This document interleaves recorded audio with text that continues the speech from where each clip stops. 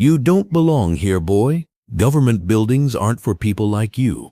Officer Marcus Webb snarled, slamming the black man against the marble steps of the federal building. The words cut through the crisp Washington, D.C. morning air like a blade through silk, each syllable dripping with the poison of generations of institutional racism. The man in the impeccably tailored navy suit didn't flinch, didn't curse, didn't even raise his voice. He simply straightened his tie with the same careful precision he'd used thousands of times before entering the most powerful rooms in America, and looked at Officer Webb with eyes that had weathered far worse storms than this pathetic display of misplaced authority. Marcus Webb stood 6 feet tall, his police uniform pressed to military precision, every crease sharp enough to cut paper. His badge gleamed under the early morning sun, like a shield he'd convinced himself made him untouchable. At 38, he'd been patrolling these streets for 12 years, long enough to develop what he called street instincts and what the Internal Affairs Department had quietly labeled a pattern of concerning behavior in 3 separate incidents that had been buried under paperwork and union protection. His hand rested on his utility belt with practiced familiarity, fingers tapping against his radio with the nervous energy of a man who'd never learned to question his own assumptions. The weight of his weapon provided comfort, a constant reminder that in his small world, he held the power to make people comply, to make them afraid, to remind them of their place in his twisted hierarchy. The federal building loomed behind them like a monument to democracy itself, its imposing columns reaching toward a cloudless sky like marble fingers pointing toward justice, or at least toward the idea of justice that existed somewhere beyond Marcus Webb's comprehension. Each column had witnessed decades of American history, had stood silent as civil rights leaders walked these same steps, as presidents had climbed toward offices where they would sign legislation that would reshape the nation. The American flag hung motionless in the still air, its red, white, and blue fabric, a symbol that meant different things to different people on this particular morning. To Webb, it represented his authority, his right to maintain order as he saw fit. To the man he had just assaulted, it represented an ideal that America was still struggling to achieve, a promise that remained unfulfilled for too many of its citizens. On any other morning, the scene might have appeared serene, even dignified. Federal employees would be arriving for work, their footsteps echoing off the marble in rhythmic patterns that spoke of routine, of normalcy, of a government machinery grinding forward with mechanical precision. But not today. Today, the morning quiet had been shattered by Webb's voice, by his prejudice made audible, by his ignorance transformed into action. "I asked you a question," Webb pressed, stepping closer until his presence filled the space between them like a toxic cloud. His breath formed small clouds in the cool air, each word a vapor of misplaced authority, each syllable a demonstration of power wielded without wisdom. "What's your business here? You got ID? You got a reason to be lurking around a government building?" The word lurking hung in the air like an accusation waiting for a trial. In Webb's mind, the mere presence of a black man near a federal building constituted suspicious activity, regardless of the expensive suit, the confident bearing, or the obvious signs of education and refinement that he was too prejudiced to recognize. The black man, tall, distinguished, with graying temples that spoke of wisdom earned through decades of service to his country, reached slowly into his jacket pocket. The movement was deliberate, careful, designed to avoid any misunderstanding. But Marcus Webb saw what he expected to see: a potential threat, a reason to escalate, an excuse to demonstrate his authority. Webb's hand immediately moved to his weapon, a reflexive action born of prejudice disguised as procedure. His fingers wrapped around the grip with the familiarity of a man who had drawn his gun 47 times in 12 years of service, though he had never once fired it in the line of duty. The weapon wasn't about protection, it was about control, about the psychological advantage that came from knowing he could end a situation with deadly force if he chose to do so. "Easy there," Webb barked, his voice echoing off the marble facade behind them. "Real slow, real careful, hands where I can see them." The irony was lost on him entirely. Here was a man who had spent decades crafting legislation designed to protect citizens from exactly this kind of behavior, being subjected to the very abuses he had fought to eliminate. The man's hands moved with deliberate slowness, not out of fear, but out of an understanding that sudden movements could transform a bad situation into a tragic one. From his pocket, the man withdrew a leather wallet, expensive and well-worn, the kind of accessory that spoke of success earned rather than inherited. The leather was soft with age, broken in by years of use, containing within it the documentation of a life spent in service to the American people. But before he could open it, before he could reveal even a hint of his true identity, Webb snatched it from his hands with the casual violence of someone who had never been held accountable for his actions. "Let's see what we got here," Webb muttered, flipping the wallet open with movements that were both practiced and disrespectful. He handled it like evidence from a crime scene, like something contaminated that needed to be examined with suspicion rather than simple courtesy.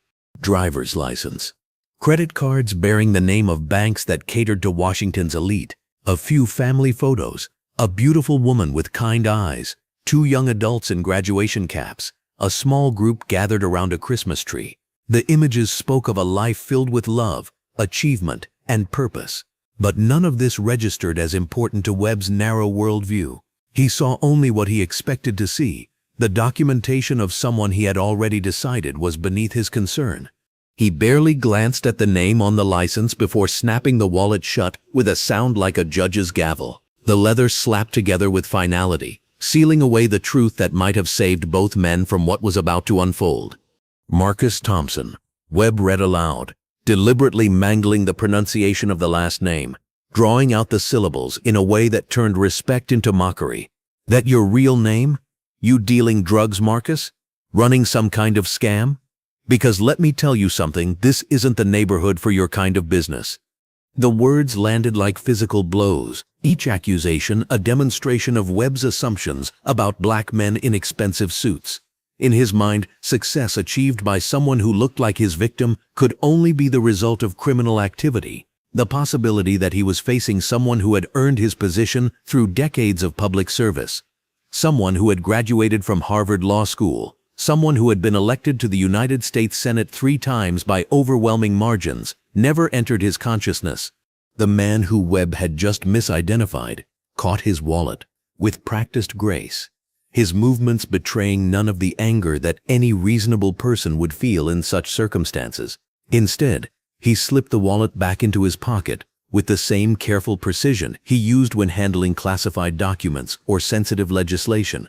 "Officer," he said quietly, his voice carrying the authority of someone accustomed to being heard in rooms where nations' fates were decided, where budgets in the trillions were debated, where the future of America was shaped by careful words and thoughtful decisions. "I believe there's been a misunderstanding." "The only misunderstanding," Webb shot back, his confidence growing with every word, "is you thinking you can just wander around here like you own the place. This is federal property.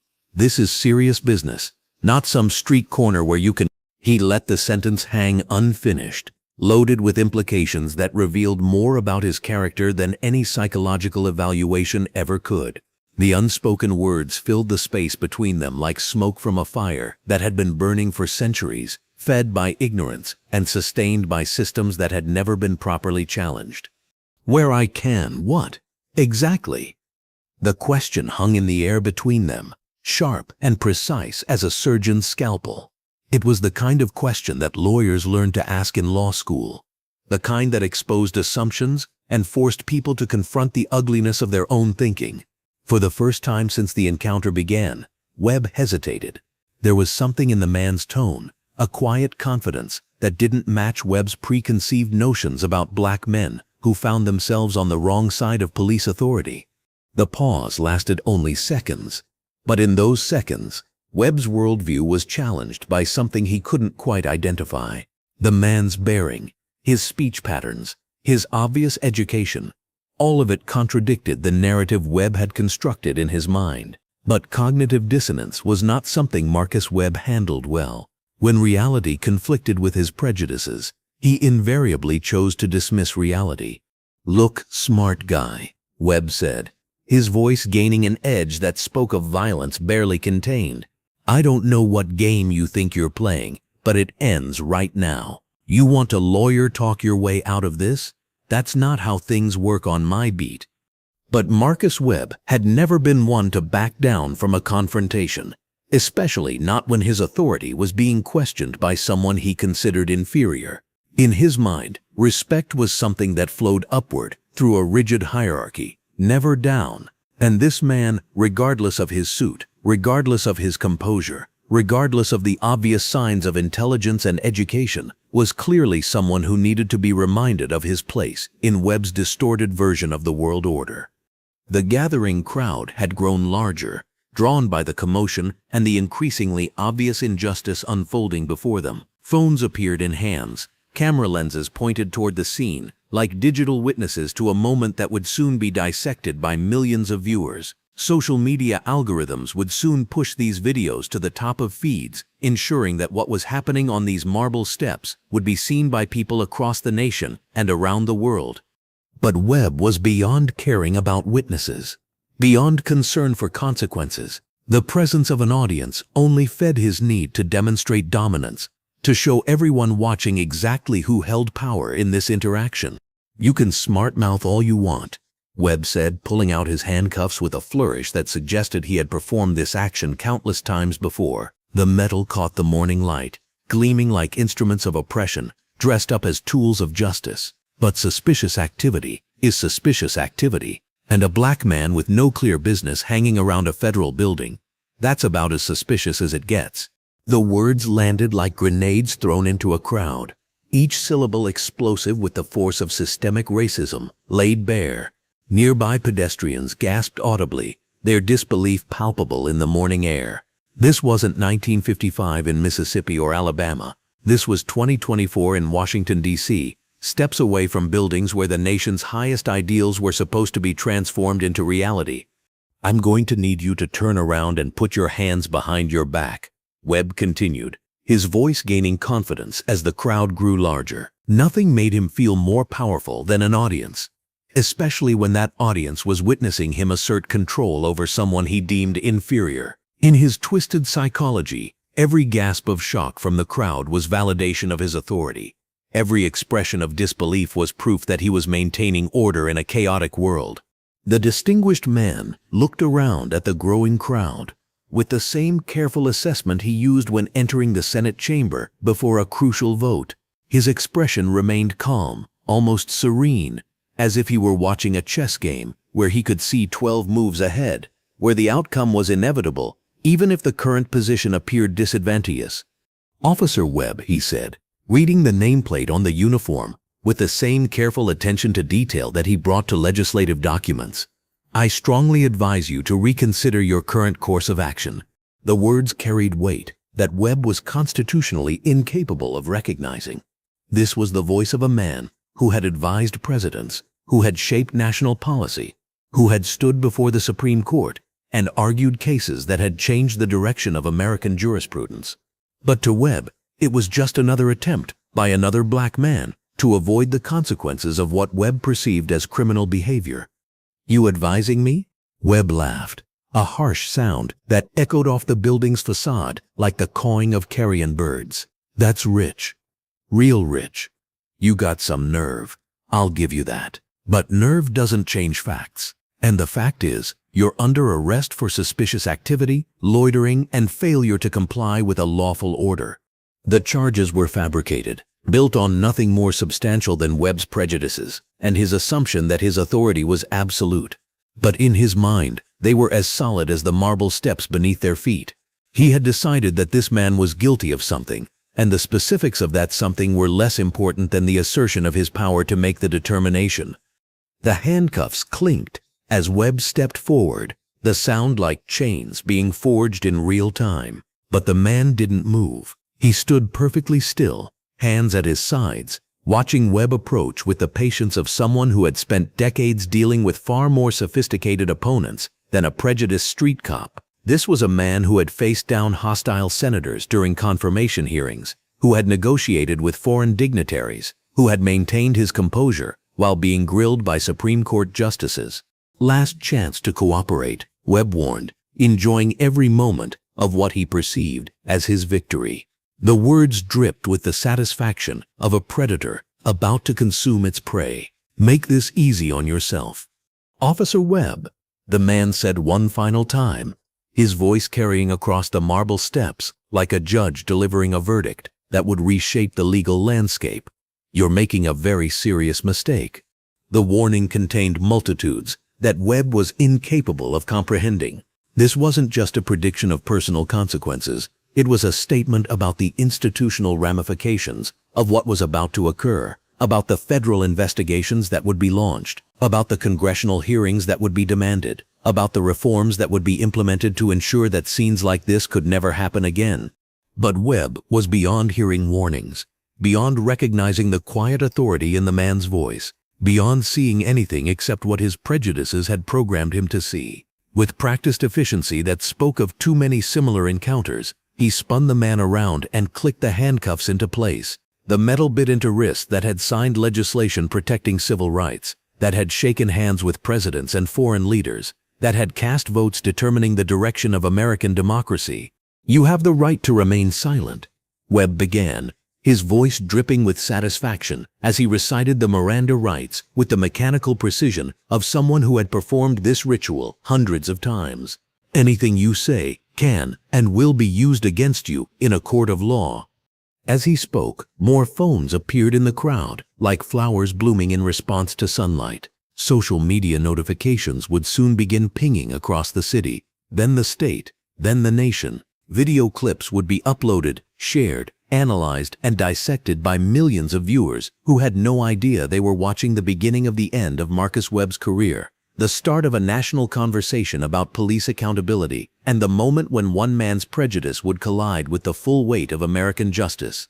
"You have the right to an attorney," Webb continued, guiding his prisoner toward the patrol car, with movements that were both routine and historically significant. "If you cannot afford an attorney, one will be provided for you." The irony was profound enough to power a small city. Here was a man who had personally overseen the confirmation of federal judges, who had helped craft the very laws that governed police procedure, who controlled budgets that determined how much funding law enforcement agencies would receive, being told that the state would provide him with legal representation. As they reached the police cruiser, the arrested man spoke for the first time since the handcuffs had been applied. His voice was quiet, meant only for Webb's ears, carrying the weight of prophecy and the certainty of consequence. "Officer, when you discover who I really am, I hope you'll remember this moment, not for my sake, but for yours." Webb slammed the car door shut, without responding, but something in the man's tone sent an unexpected chill down his spine, like ice water flowing through his veins. For just a moment, doubt crept into his consciousness like water finding a crack in concrete, threatening to undermine the foundation of certainty upon which he had built his entire worldview.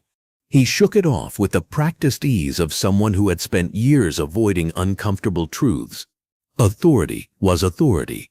The law was the law, and Marcus Webb knew exactly which side of both he was on. Or so he thought. The patrol car pulled away from the federal building, carrying its passenger toward a destiny that would reshape everything Marcus Webb thought he knew about power, authority, and the dangerous game of assumptions. Behind them, the marble steps bore silent witness to a confrontation that would soon echo through the halls of Congress, the corridors of the Justice Department, and the front pages of newspapers across the nation. But that was still to come. For now, Webb drove through the streets of Washington, completely unaware that he had just handcuffed and arrested Senator James Marcus Thompson, the very man who just 3 days earlier had delivered a passionate speech on the Senate floor about the urgent need for comprehensive police reform and accountability in America. The same man who chaired the Senate Judiciary Committee that oversaw federal law enforcement. The same man who controlled the budget for police departments across the nation. The same man whose phone was currently buzzing with urgent calls from the FBI Director, the Attorney General, and the White House Chief of Staff, all wondering why Senator Thompson had missed his scheduled 8:30 a.m. briefing on national security matters that could affect the safety of every American citizen. As the patrol car disappeared into D.C. traffic, the federal building stood unchanged, its marble columns still reaching toward the sky, like fingers grasping for ideals that remained just out of reach. its flag still hanging in the still morning air. But everything else, everything that mattered in the delicate balance of American justice, had just shifted in ways that Marcus Webb couldn't even begin to imagine. The wheels of justice, as they say, grind slowly, but when they finally begin to turn, they have a way of crushing everything in their path with the inexorable force of historical inevitability. And Marcus Webb had just placed himself directly under them. The ride to the precinct was a masterclass in silence, one man's composure against another's growing unease. Senator James Marcus Thompson sat in the back of the patrol car with the same dignified posture he maintained during hostile Senate hearings, his hands cuffed behind him, his expensive suit wrinkled but his spirit unbroken. Officer Marcus Webb gripped the steering wheel tighter than necessary, his knuckles white against the black plastic, trying to shake the uncomfortable feeling that had settled in his stomach like a stone. Webb's radio crackled to life. Dispatcher's voice cutting through the tension. "Unit 47. What's your status on the federal building incident?"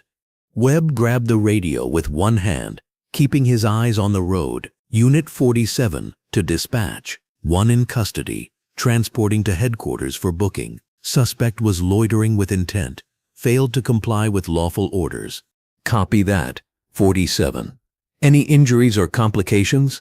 Webb glanced in the rearview mirror at his passenger, who was staring out the window with an expression that could only be described as thoughtful rather than worried. Most people Webb arrested at this stage were either angry, crying, or trying to negotiate their way out of the situation. This man seemed almost patient, like he was waiting for something. "Negative on injuries. Suspect is cooperative. Roger. ETA, 5 minutes. Webb replaced the radio and tried to focus on the road, but his eyes kept drifting to the mirror. The man's calm was unnerving, almost supernatural. In 12 years of police work, Webb had never encountered someone who seemed so unbothered by being arrested. It was like the handcuffs were nothing more than a minor inconvenience, like this entire situation was just another Tuesday morning for him. Behind them, unknown to Webb, a social media storm was already brewing. The videos captured by bystanders at the federal building were spreading across platforms with the viral velocity that only comes from capturing genuine injustice in real time. Federal building arrest was beginning to trend, accompanied by dozens of short clips showing Webb's aggressive behavior and the victim's dignified response. Dr. Sarah Chen, a political science professor at Georgetown, had been walking to her morning lecture when she witnessed the arrest. She immediately recognized Senator Thompson. She had attended 3 of his committee hearings and had assigned his recent book on criminal justice reform to her students. Her hands shook as she posted on Twitter, "I just watched a police officer arrest Senator James Thompson outside the federal building. This is not a drill. This is actually happening." The tweet was retweeted 847 times in the first 10 minutes. Meanwhile, at the Hart Senate office building, Senator Thompson's chief of staff, Maria Rodriguez, was starting to panic. The senator was never late for meetings, especially not security briefings. She had tried calling his cell phone 6 times, each call going straight to voicemail. His calendar showed he should have been at the federal building for his 8:30 a.m. meeting with the Director of National Intelligence, but no one had seen him. "Should I call the Capitol Police?" asked James Morrison, the senator's legislative director, poking his head into Maria's office. "Give it 5 more minutes," Maria replied, though her instincts were screaming that something was wrong. Maybe traffic is worse than usual. Back in the patrol car, Webb was becoming increasingly uncomfortable with his passengers' behavior. Most arrestees would be asking questions by now, demanding to know the charges, insisting on their innocence, threatening lawsuits. This man had said exactly 1 sentence since being placed in the car, and that sentence had carried enough quiet authority to make Webb's badge feel heavier on his chest. "So Marcus," Webb said, using the name from the driver's license and deliberately dropping any pretense of respect, "you want to tell me what you were really doing at the federal building? Because your story about having business there doesn't add up." Senator Thompson shifted slightly in his seat, the handcuffs making the movement awkward. When he spoke, his voice carried the same measured tone he used when questioning hostile witnesses during Senate hearings. "Officer Webb, I understand you believe you're doing your job, But I need you to understand that you've made an error in judgment that will have consequences far beyond what you can currently comprehend." Webb laughed, but it came out forced and hollow. "Consequences? What are you gonna do? File a complaint? Sue the department?" "I've heard it all before, pal. Guys like you always think you're special, always think the rules don't apply to you. Guys like me?" The question hung in the air like a challenge to a duel. Webb realized he had stepped into dangerous territory, but his pride wouldn't let him back down. "You know what I mean. Guys who think they can dress up in expensive suits and walk around like they own the world. Newsflash, you don't. And what gives you the authority to determine who belongs where in America, Officer Webb?" The question was delivered with surgical precision, each word chosen for maximum impact. It was the kind of question that had made Senator Thompson legendary in committee hearings, the kind that exposed the fundamental flaws in an opponent's argument while maintaining perfect professional courtesy. Webb felt his face flush red. "My badge gives me that authority, my training, my experience. I know suspicious behavior when I see it. And my skin color made my behavior suspicious?" Webb's mouth opened and closed like a fish gasping for air. He wanted to deny it, to claim that race had nothing to do with his decision, but the words wouldn't come. Instead, he focused on the road ahead and muttered, "This conversation is over." But Senator Thompson wasn't finished. "Officer Webb, in my 30 years of public service, I've encountered many people who confuse their authority with their character. The badge you wear is supposed to represent justice, protection, service to all citizens regardless of their appearance. When that badge becomes a tool for enforcing personal prejudices rather than upholding the law, it loses all meaning." The words hit Webb like physical blows. There was something in the man's delivery, not angry, not pleading, but definitively authoritative, that made Webb feel like he was being lectured by someone who actually understood the law better than he did. "You don't know anything about my character," Webb snapped. "I know that you saw a black man in a suit near a government building and immediately assumed criminal intent. I know that you escalated to physical force without attempting any form of peaceful resolution. I know that you ignored clear evidence of my education and social standing because it didn't fit your preconceived notions. Your character, Officer Webb, is revealed through your actions, not your intentions." Webb's hands tightened on the steering wheel until his knuckles went white. This wasn't how arrests were supposed to go. The person in handcuffs wasn't supposed to sound like a college professor delivering a lecture on ethics. They weren't supposed to make him feel stupid and small and wrong. "Shut up," Webb said, his voice barely above a whisper. "Excuse me?" "I said shut up. You have the right to remain silent, so use it." Senator Thompson fell quiet, but his silence somehow felt more powerful than his words had been. It was the silence of someone who had made his point and was now content to let the consequences unfold naturally. As they pulled into the police station parking lot, Webb's radio crackled again. "Unit 47, we've got some unusual activity on social media regarding your arrest at the federal building. Can you confirm the identity of your prisoner?" Webb grabbed the radio, annoyed. "Identity confirmed as Marcus Thompson, per driver's license. What kind of social media activity?" "Videos of the arrest are going viral. Several posts claiming the arrestee is some kind of government official, probably just internet nonsense. But the lieutenant wants to see you as soon as you get in." Webb's stomach dropped. He glanced in the mirror at his passenger, who was looking back at him with an expression that could only be described as patient understanding, as if he were watching a student finally begin to grasp a difficult concept. "Copy that," Webb managed.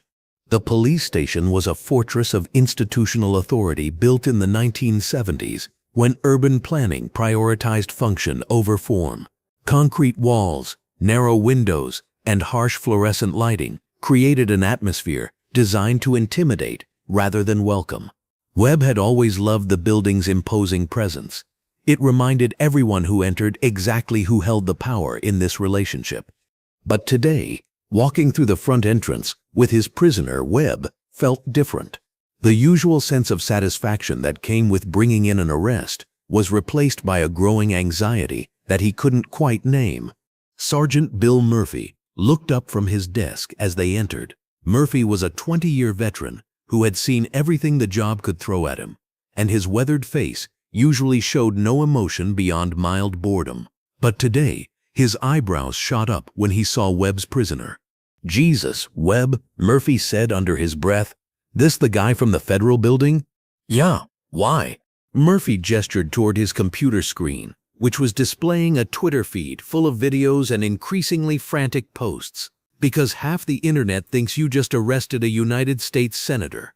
Webb felt the blood drain from his face. "That's impossible. His name is Marcus Thompson. I checked his ID." Marcus Thompson, Murphy read from his screen, is the first name and middle name of Senator James Marcus Thompson, chairman of the Senate Judiciary Committee, who was scheduled to meet with federal security officials this morning and mysteriously never showed up. The room seemed to tilt sideways. Webb looked at his prisoner, who was standing patiently with his hands still cuffed behind his back, watching Webb's world crumble with the detached interest of someone observing a controlled demolition. That's not possible." Webb stammered. "Senators don't just walk around without security. They have drivers, bodyguards, assistants. This guy was alone. Senator Thompson is famous for refusing security detail, except when absolutely necessary." Murphy continued reading from his screen. "He believes public officials should be accessible to the people they serve." Webb's legs felt weak. He slumped against the booking desk, his mind racing through the implications. If this was true, if he had actually arrested a sitting United States senator, his career wasn't just over, it was obliterated. Lawsuits would follow, federal investigations, his pension, his reputation, his entire future.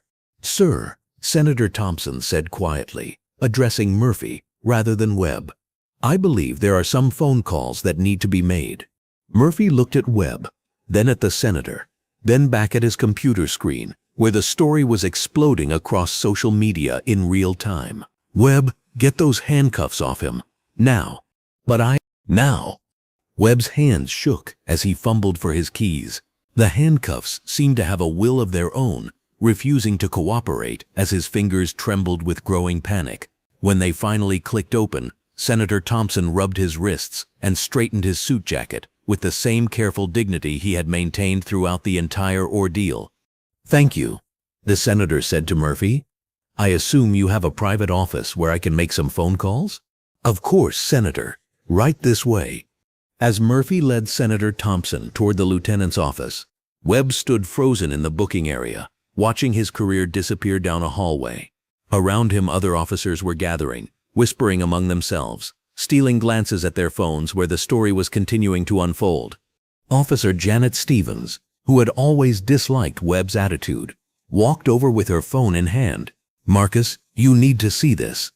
She showed him the screen, which displayed a news article with the headline, "Breaking Video Shows Police Officer Arresting Senator Thompson Outside Federal Building." Below it was a photo of Webb pushing the senator against the marble steps, his face clearly visible, his actions preserved forever in digital amber. "The FBI is reportedly launching an immediate investigation," Stevens read aloud. "The Justice Department has issued a statement calling the incident deeply concerning and promising a full review of procedures. Senate Majority Leader Patricia Williams has scheduled an emergency hearing on police accountability." Webb sank into a chair, his head in his hands. In less than 2 hours, he had gone from being a cop doing his job to being the face of everything wrong with American law enforcement.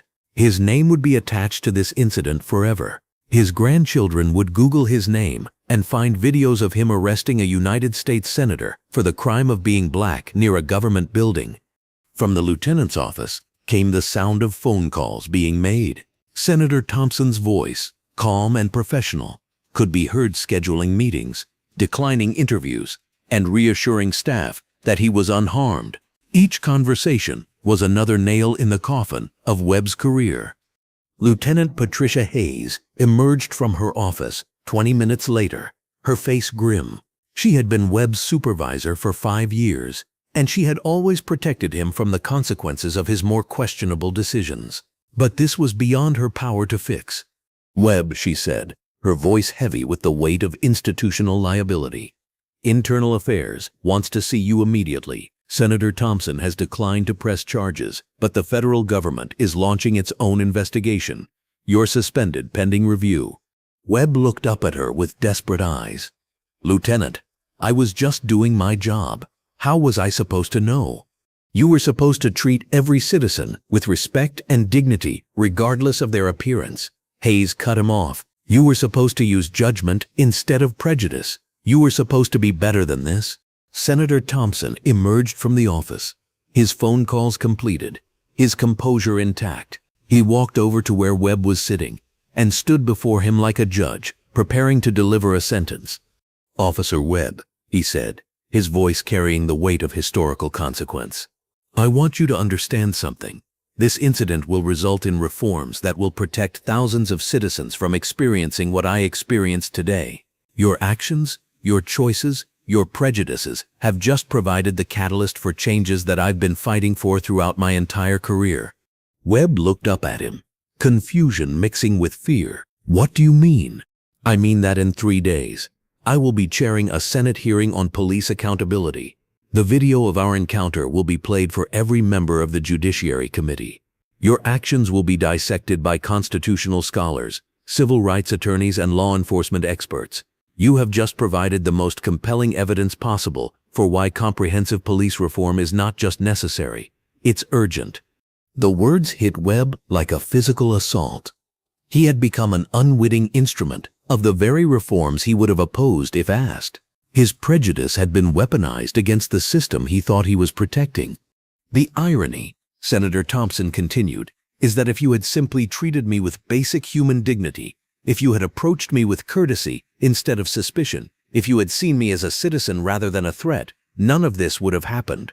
Your prejudice didn't protect society, Officer Webb. It exposed the very worst of it. With that, Senator Thompson walked toward the exit, his dignity intact, his purpose reinforced by the morning's events. He paused at the door and looked back at Webb one final time. When you have time to reflect on this day, I hope you'll remember that the uniform you wear is supposed to serve justice, not obstruct it. And justice, Officer Webb, is colorblind.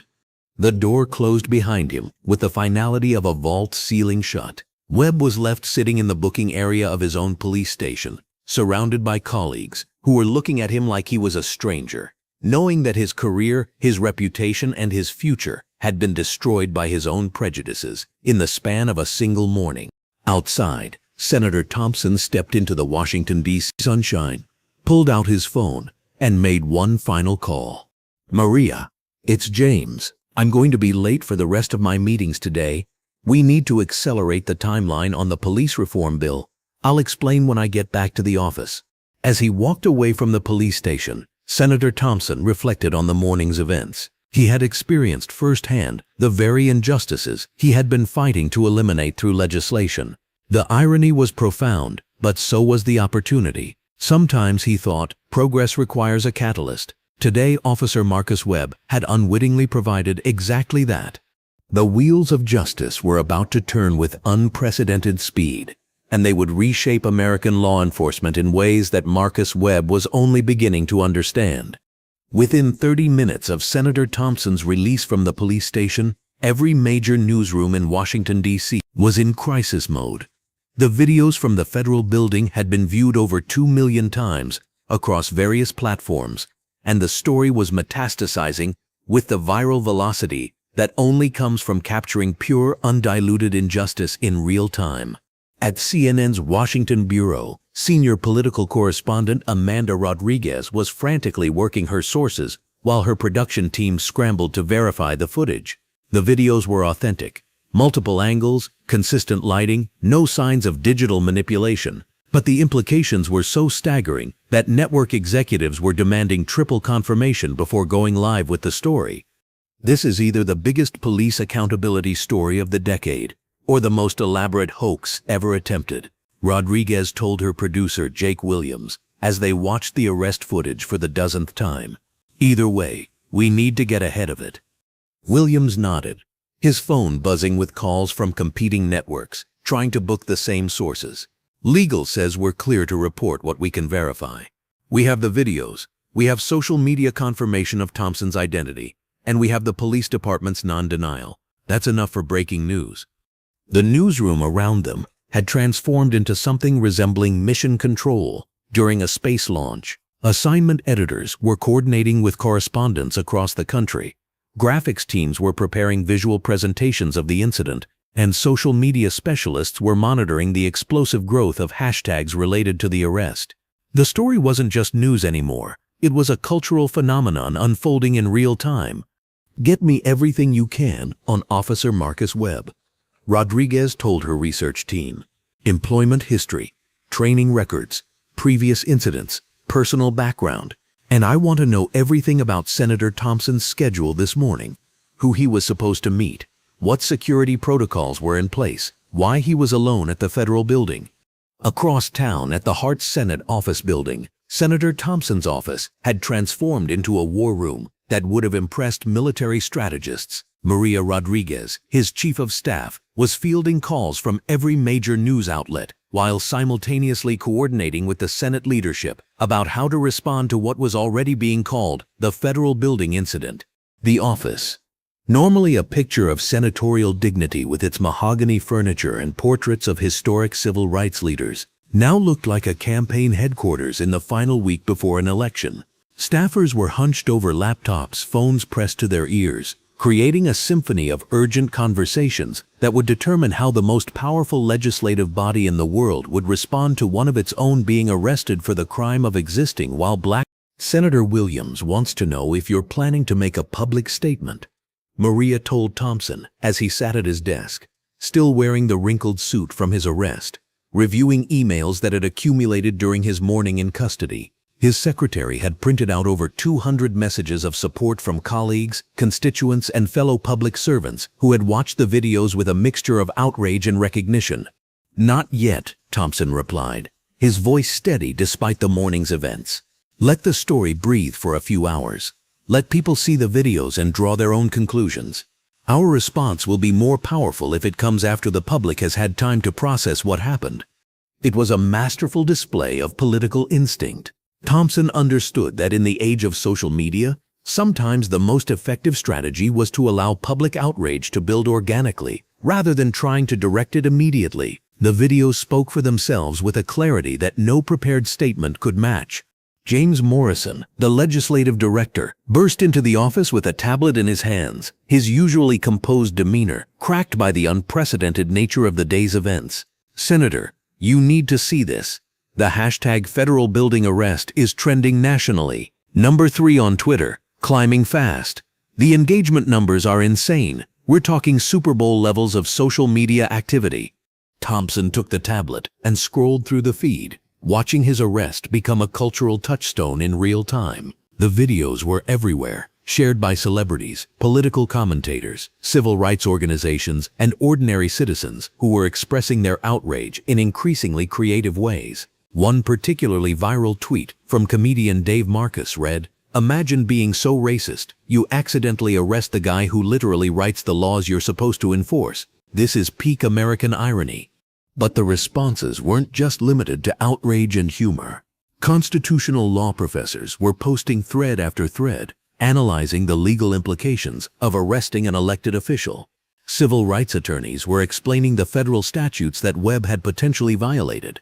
Political scientists were drawing connections between this incident and broader patterns of institutional racism that had plagued American democracy since its founding. Dr. Angela Davis, a prominent civil rights historian at Harvard, posted a particularly insightful analysis. What we witnessed this morning wasn't an anomaly. It was American policing working exactly as designed. The system that produced Officer Webb's actions is the same system that has criminalized black existence for centuries. The only difference is that this time, the victim had enough power to ensure consequences. The tweet was retweeted over 50,000 times within an hour. But it wasn't just social media driving the story. Traditional news outlets were mobilizing their investigative resources with unprecedented speed. The Washington Post had assigned a team of 5 reporters to dig into Officer Webb's background, his training record, his previous arrests, and the culture of the police department that had shaped his worldview. At the Post's downtown office, Investigative reporter Sarah Chen, the same Dr. Chen who had witnessed the arrest that morning, was leading the charge. She had spent her morning lecture canceling her classes and diving into public records requests, Freedom of Information Act filings, and interviews with anyone who had ever worked with or around Marcus Webb. This isn't just about one bad cop, Chen explained to her editor David Park, as they planned their coverage strategy. This is about a system that consistently produces officers like Webb. I want to look at his training records, his performance evaluations, any previous complaints or incidents. I want to understand how someone with clear biases was allowed to patrol federal buildings where he would inevitably encounter the very people he's prejudiced against. Chen's investigation was already yielding disturbing results. Public records showed that Webb had been involved in 17 arrests of black men over the past 2 years, compared to only 3 arrests of white men during the same period. Despite patrolling neighborhoods with roughly equal racial demographics, his training record showed that he had completed diversity and bias awareness courses, but interviews with his colleagues revealed a pattern of racial humor and stereotyping that had been overlooked by supervisors. Park nodded, understanding the broader implications. What's your timeline? I can have the first piece ready by this evening. A profile of Webb, his background, his record. But the real story is going to take weeks to develop. We need to examine the entire pipeline: recruitment, training, supervision, accountability. This incident is going to be the lens through which we examine everything wrong with American law enforcement. Meanwhile, at FBI headquarters, Director Rebecca Martinez was convening an emergency meeting with her senior staff. The Bureau's relationship with local law enforcement was delicate under the best of circumstances. But when a local officer arrested a sitting U.S. senator, it became a matter of national security. The conference room was filled with the kind of tension that usually accompanied discussions of terrorist threats or foreign espionage. Assistant directors, section chiefs, and senior analysts gathered around a polished mahogany table, each carrying thick briefing folders that contained everything the Bureau had been able to compile about the incident in the few hours since it occurred. I want a full investigation launched immediately, Martinez told her assembled team, her voice carrying the authority of someone who had spent 3 decades in federal law enforcement. Civil rights violation, federal conspiracy, whatever charges are appropriate. This isn't just about Senator Thompson, it's about the integrity of our democratic institutions. When law enforcement officers can arrest elected officials based on racial prejudice, we're not far from a police state. Assistant Director Michael Torres, who oversaw the Bureau's Civil Rights Division, was already pulling together his team. We'll need to examine Webb's entire record, interview witnesses from the scene, analyze the videos for evidence of civil rights violations. But Director, we should also consider the broader implications. This incident is going to spark national protests, congressional hearings, demands for federal intervention in local policing. Martinez leaned back in her chair, considering the political minefield ahead. Senator Thompson has been one of our strongest allies in Congress, especially on civil rights issues. Ironically, his arrest might give us the leverage we need to implement reforms that have been stalled for years.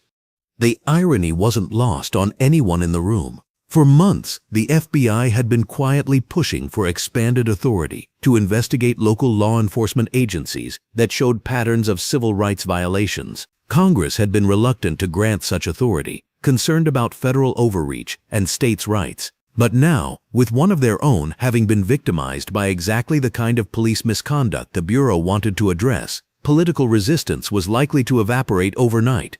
I want this investigation to be absolutely by the book, Martinez continued. Full documentation, multiple witnesses, comprehensive analysis. When we present our findings, they need to be unassailable. This case is going to set precedents that will affect federal law enforcement for decades. Back at the police station where Webb had been suspended, Lieutenant Patricia Hayes was dealing with a crisis that was spiraling beyond her control. Her phone hadn't stopped ringing. Reporters, attorneys, federal investigators, and her own chain of command, all demanding answers she didn't have. The Internal Affairs Office, normally a quiet corner of the building where procedural violations were investigated with bureaucratic efficiency, had been transformed into something resembling a crime scene analysis center. Detective Laura Kim, the department's lead internal affairs investigator, was reviewing every piece of documentation related to Webb's career while simultaneously fielding calls from federal agencies. His record is actually cleaner than most, Kim told Hayes as they reviewed Webb's file, which had grown to 3 thick folders as they pulled in training records, performance evaluations, and incident reports spanning 12 years of service. A few excessive force complaints over the years, but nothing that resulted in discipline. Standard performance evaluations, no major incidents. On paper, he looks like a competent officer. Hayes shook her head, her 25 years of law enforcement experience, telling her that the paperwork often didn't reflect reality. On paper doesn't matter when the video shows him arresting a senator for walking while black. What about his training records? Did he complete bias awareness training? Kim flipped through the file, checking dates and signatures. Says here, he completed the mandatory diversity training 3 times in the past 5 years, passed all the tests, never showed any red flags in the classroom, even got commendations from instructors for his participation in scenario-based training. Then how does a guy who passed diversity training end up arresting a United States senator because he assumed a black man near a government building was automatically suspicious? It was a question that would soon be examined by congressional committees, federal investigators, civil rights attorneys, and law enforcement reformers across the country. How does institutional racism persist even when systems are supposedly in place to prevent it? The answer, as Senator Thompson well knew, lay in the gap between policy and practice, between training materials and street-level decision-making, between stated values and actual behavior. It was the difference between knowing what you're supposed to do and actually doing it when split-second decisions were required. Look at this, Kim said, pointing to a section of Webb's file. Every year, he scores in the top 10% on written exams about constitutional rights and proper police procedure. His supervisors consistently rate him as knowledgeable about departmental policies. But look at these complaint patterns. She spread out a series of incident reports across the desk. 17 complaints in 5 years, all from minority citizens, all alleging excessive force or harassment. None of them resulted in discipline because witnesses were unreliable, complainants had criminal records, or the incidents occurred in areas without video surveillance. Hayes studied the pattern with growing alarm. So we had an officer who knew exactly what he was supposed to do, but consistently did the opposite when he thought no one was watching? That's what it looks like. And this morning, he ran into someone who had the power to ensure people were watching. At the White House, Press Secretary Jennifer Walsh was preparing for what would inevitably be the most challenging briefing of her career. The president's schedule had been cleared for an emergency meeting with the Attorney General, the FBI Director, and the White House counsel to discuss the administration's response to the incident. The West Wing was buzzing with the kind of controlled chaos that accompanied major breaking news stories. Senior advisors were huddled in corners, debating talking points and political implications. Communications staffers were monitoring social media feeds and cable news coverage, tracking public sentiment in real time. The president is deeply troubled by the videos from this morning, Walsh would tell reporters later that afternoon, reading from carefully prepared remarks that had been reviewed by legal counsel, political advisors, and civil rights advocates within the administration. No American citizen should be subjected to harassment or arrest based on their race, and when that citizen is an elected official serving the people of this country, it represents an attack on our democratic institutions themselves. But behind the carefully crafted public statements, the administration was grappling with complex political calculations. Supporting Senator Thompson was obvious and necessary, but the incident also provided an opportunity to advance police reform initiatives that had been stalled by Republican opposition and law enforcement lobbying. The president's chief of staff, Robert Chen, was coordinating with congressional leadership to accelerate the timeline for comprehensive police reform legislation. "We need to strike while the iron is hot," he told his senior staff during an emergency meeting. "Public outrage over this incident gives us a window that might not open again for years." But the most significant response was developing in the halls of Congress, where Senator Thompson's colleagues were watching the videos with a mixture of outrage and opportunity. The police reform legislation that had been stalled in committee for months suddenly had the most compelling case study imaginable. Senator Patricia Williams, the majority leader, called Thompson personally to discuss accelerating the legislative timeline. Her voice carried the urgency of someone who understood that political momentum was a precious and fleeting resource. "James, I know this morning was traumatic, but if you're willing, we could use this incident to finally push through comprehensive reform. The public attention, the visual evidence, it's exactly what we've needed to overcome Republican resistance." Thompson, who had been anticipating this call since his release from custody, was ready with his response. "Patricia, I've been thinking about exactly that, but I want to be careful about how we proceed. This can't look like a personal vendetta or political opportunism. The reforms we implement need to be based on sound policy, not just public outrage." "Agreed.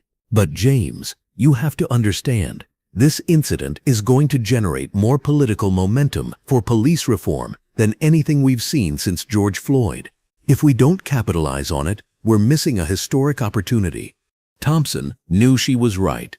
Political windows for major reform were rare and usually brief. The combination of viral video evidence, clear injustice, and public outrage created conditions that might not exist again for years. But he also understood that rushed legislation, however well-intentioned, could create new problems while failing to address underlying issues. "Let's convene a special session of the Judiciary Committee for next week," Thompson decided. "I'll chair it myself. We'll examine this incident as a case study, but we'll use it to discuss systemic issues. I want expert witnesses, police chiefs who have successfully implemented reforms, civil rights attorneys, constitutional scholars." As news of the planned hearing spread through Washington's political ecosystem, organizations across the spectrum began mobilizing. The ACLU announced it would provide expert testimony on racial profiling in law enforcement.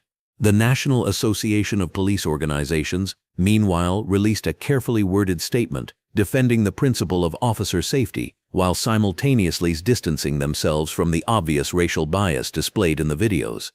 Civil rights organizations saw the incident as a watershed moment that could reshape American policing.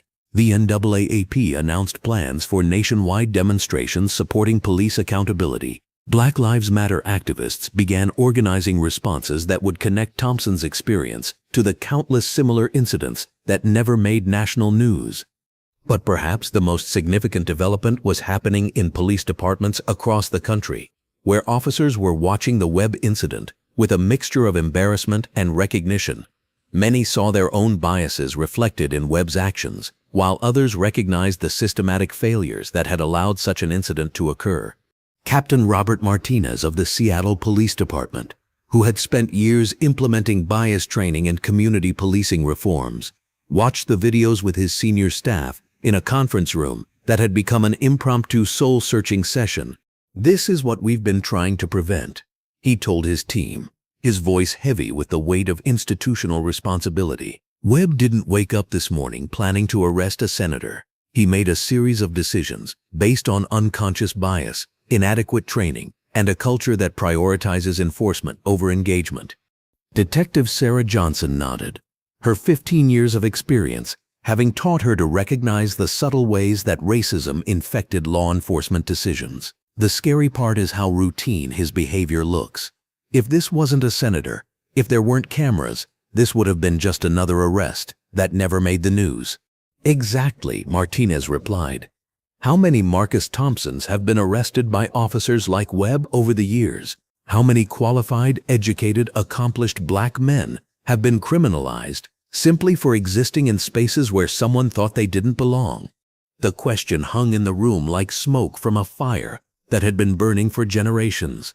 Every officer present could think of incidents from their own experience that, while perhaps not as dramatic as Webb's arrest of a senator, reflected similar patterns of racial bias and presumptive criminalization. Meanwhile, back in Washington, Senator Thompson was preparing for the most important speech of his career. He had decided to address the incident publicly, but not in the way his political advisors were suggesting. Instead of focusing on his personal experience or calling for Officer Webb's prosecution, he wanted to use the platform to discuss the broader systemic issues that had made the incident possible. "I don't want this to be about me," he told Maria as they worked on the speech that would be delivered the following day. "I want it to be about every black parent who has to teach their children how to interact with police officers. I want it to be about every qualified professional who has been made to feel like a criminal in their own country. I want it to be about building a justice system that actually serves justice." As the day progressed, the story continued to evolve and expand beyond its initial parameters. Legal scholars began analyzing the constitutional implications of arresting an elected official. Civil rights organizations announced plans for nationwide demonstrations. Police reform advocates saw their agenda suddenly elevated to national priority status. International observers began commenting on the incident as evidence of America's ongoing struggle with racial justice. Foreign news outlets picked up the story, framing it as another example of the systemic racism that undermined America's credibility as a global advocate for human rights and democratic values. But in the quiet of his Senate office, as evening approached and the initial media frenzy began to settle into a more sustained national conversation, Senator Thompson reflected on the morning's events with the perspective that came from 3 decades of public service. He had been arrested, handcuffed, and humiliated, not because of anything he had done, but because of who he was and what Officer Webb assumed about people who looked like him. It was a stark reminder that in America, even the most accomplished, most powerful black citizens were not immune from the casual racism that infected so many interactions between law enforcement and communities of color. But Senator Thompson also recognized the opportunity that had emerged from injustice. His arrest had provided the most compelling argument possible for the reforms he had been championing throughout his career. Sometimes, he thought, progress required a catalyst that was so obvious, so undeniable, that even the most resistant observers were forced to acknowledge the need for change. Officer Marcus Webb, in his moment of prejudiced judgment, had inadvertently provided exactly that catalyst. The wheels of justice were beginning to turn, and they would reshape American law enforcement in ways that would protect countless future citizens from experiencing what Senator Thompson had endured on the marble steps of the federal building. The system was responding, and that response would echo through police departments, courtrooms, and legislative chambers across the nation for years to come. The secure conference room in the Hart Senate office building had hosted classified briefings on national security threats, Supreme Court nominations, and impeachment proceedings. But the emergency session convened at 6 p.m. that evening carried a different kind of weight, the weight of American democracy confronting its own contradictions in real time. The room itself was a monument to power and tradition. Its polished mahogany table stretching nearly 20 feet beneath crystal chandeliers that had illuminated crucial decisions for over a century. The walls, paneled in rich cherry wood and lined with portraits of legislative giants from both parties, seemed to watch in silent judgment as the assembled officials grappled with questions that struck at the heart of American justice. Senator James Marcus Thompson sat at the head of the table, his earlier composure now showing hairline cracks after 12 hours of maintaining dignity in the face of institutional humiliation. The expensive suit he'd worn to what should have been a routine security briefing was wrinkled from his time in handcuffs, a physical reminder of the morning's events that no amount of dry cleaning could erase from memory. Around him sat the most powerful figures in American law enforcement and civil rights. FBI Director Rebecca Martinez, her silver hair pulled back in a severe bun that matched her expression. Attorney General David Kim, whose normally calm demeanor was shattered by the day's events. Civil Rights Division Chief Patricia Johnson, carrying briefing folders thick enough to stop bullets, and Senate Judiciary Committee Vice Chair Senator Michael Rodriguez, whose political instincts were already calculating the legislative possibilities created by the morning's injustice. The room's security was absolute. No recording devices, no cell phones, no staff members except for the most trusted advisors. What would be discussed here would shape the future of American law enforcement, and every word needed to be carefully considered before it reached the public sphere. "Before we begin," Thompson said, his voice carrying the weight of the morning's events and the authority of 3 decades in public service, "I want to establish something clearly. This meeting isn't about seeking revenge against Officer Webb or his department. This is about understanding how systemic failures created the conditions for this incident and implementing reforms that will protect all citizens from similar treatment. The statement was both magnanimous and strategic. Thompson understood that any response perceived as personal vendetta would undermine the broader reform agenda. The focus needed to remain on institutional change rather than individual punishment.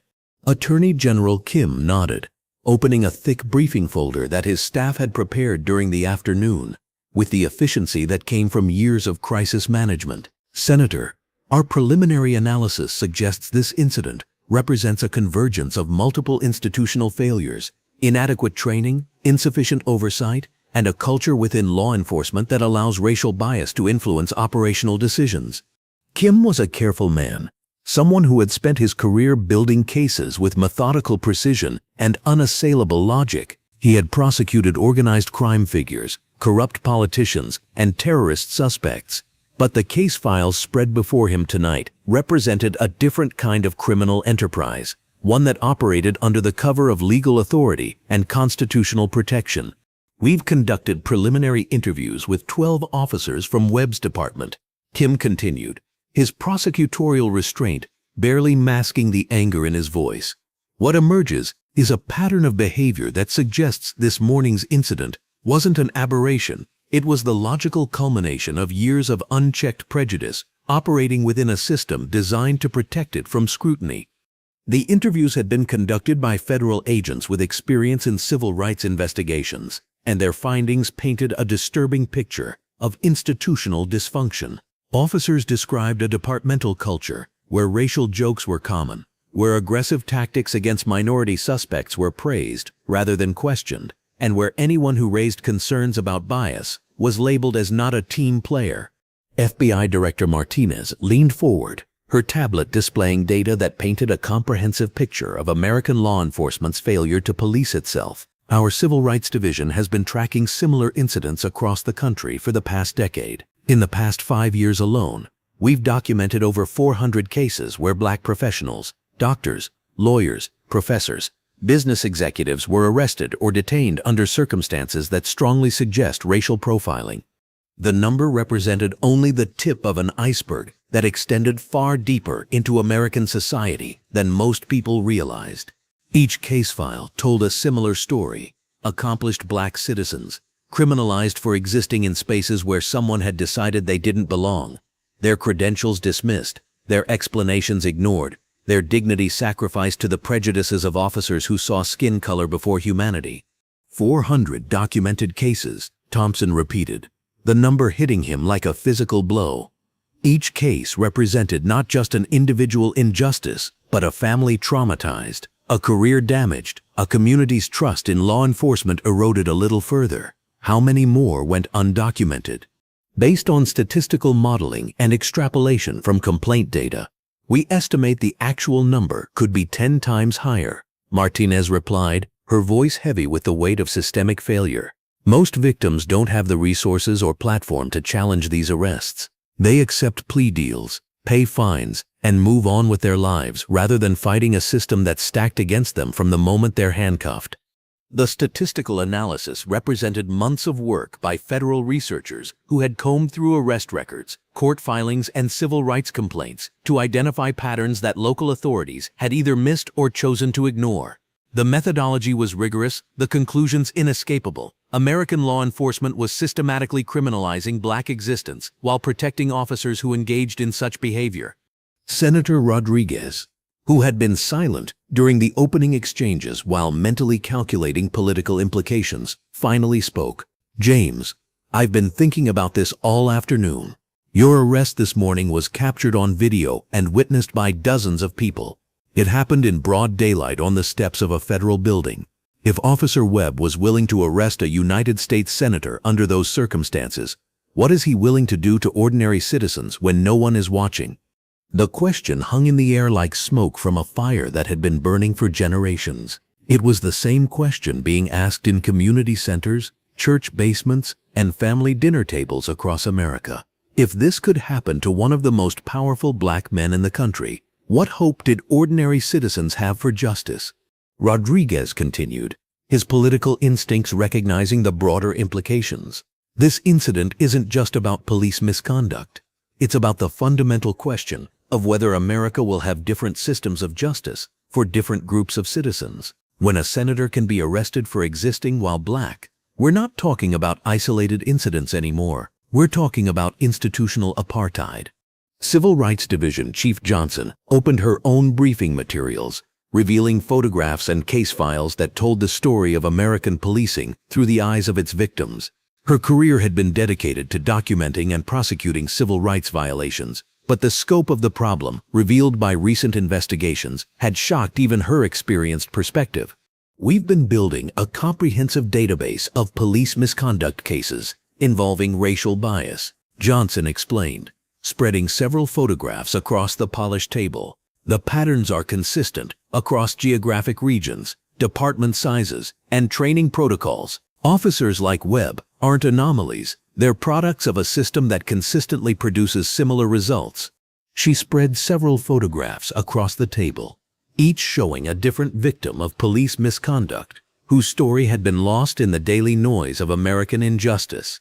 Dr. Michael Washington, emergency room physician, arrested for suspicious behavior while entering his own hospital wearing scrubs after a 36-hour shift. Professor Angela Davis, detained for trespassing while walking to her office at Columbia University with a faculty ID clearly visible around her neck. Judge Robert Martinez, handcuffed during a traffic stop despite identifying himself and showing his credentials repeatedly. Thompson studied the photographs with growing recognition.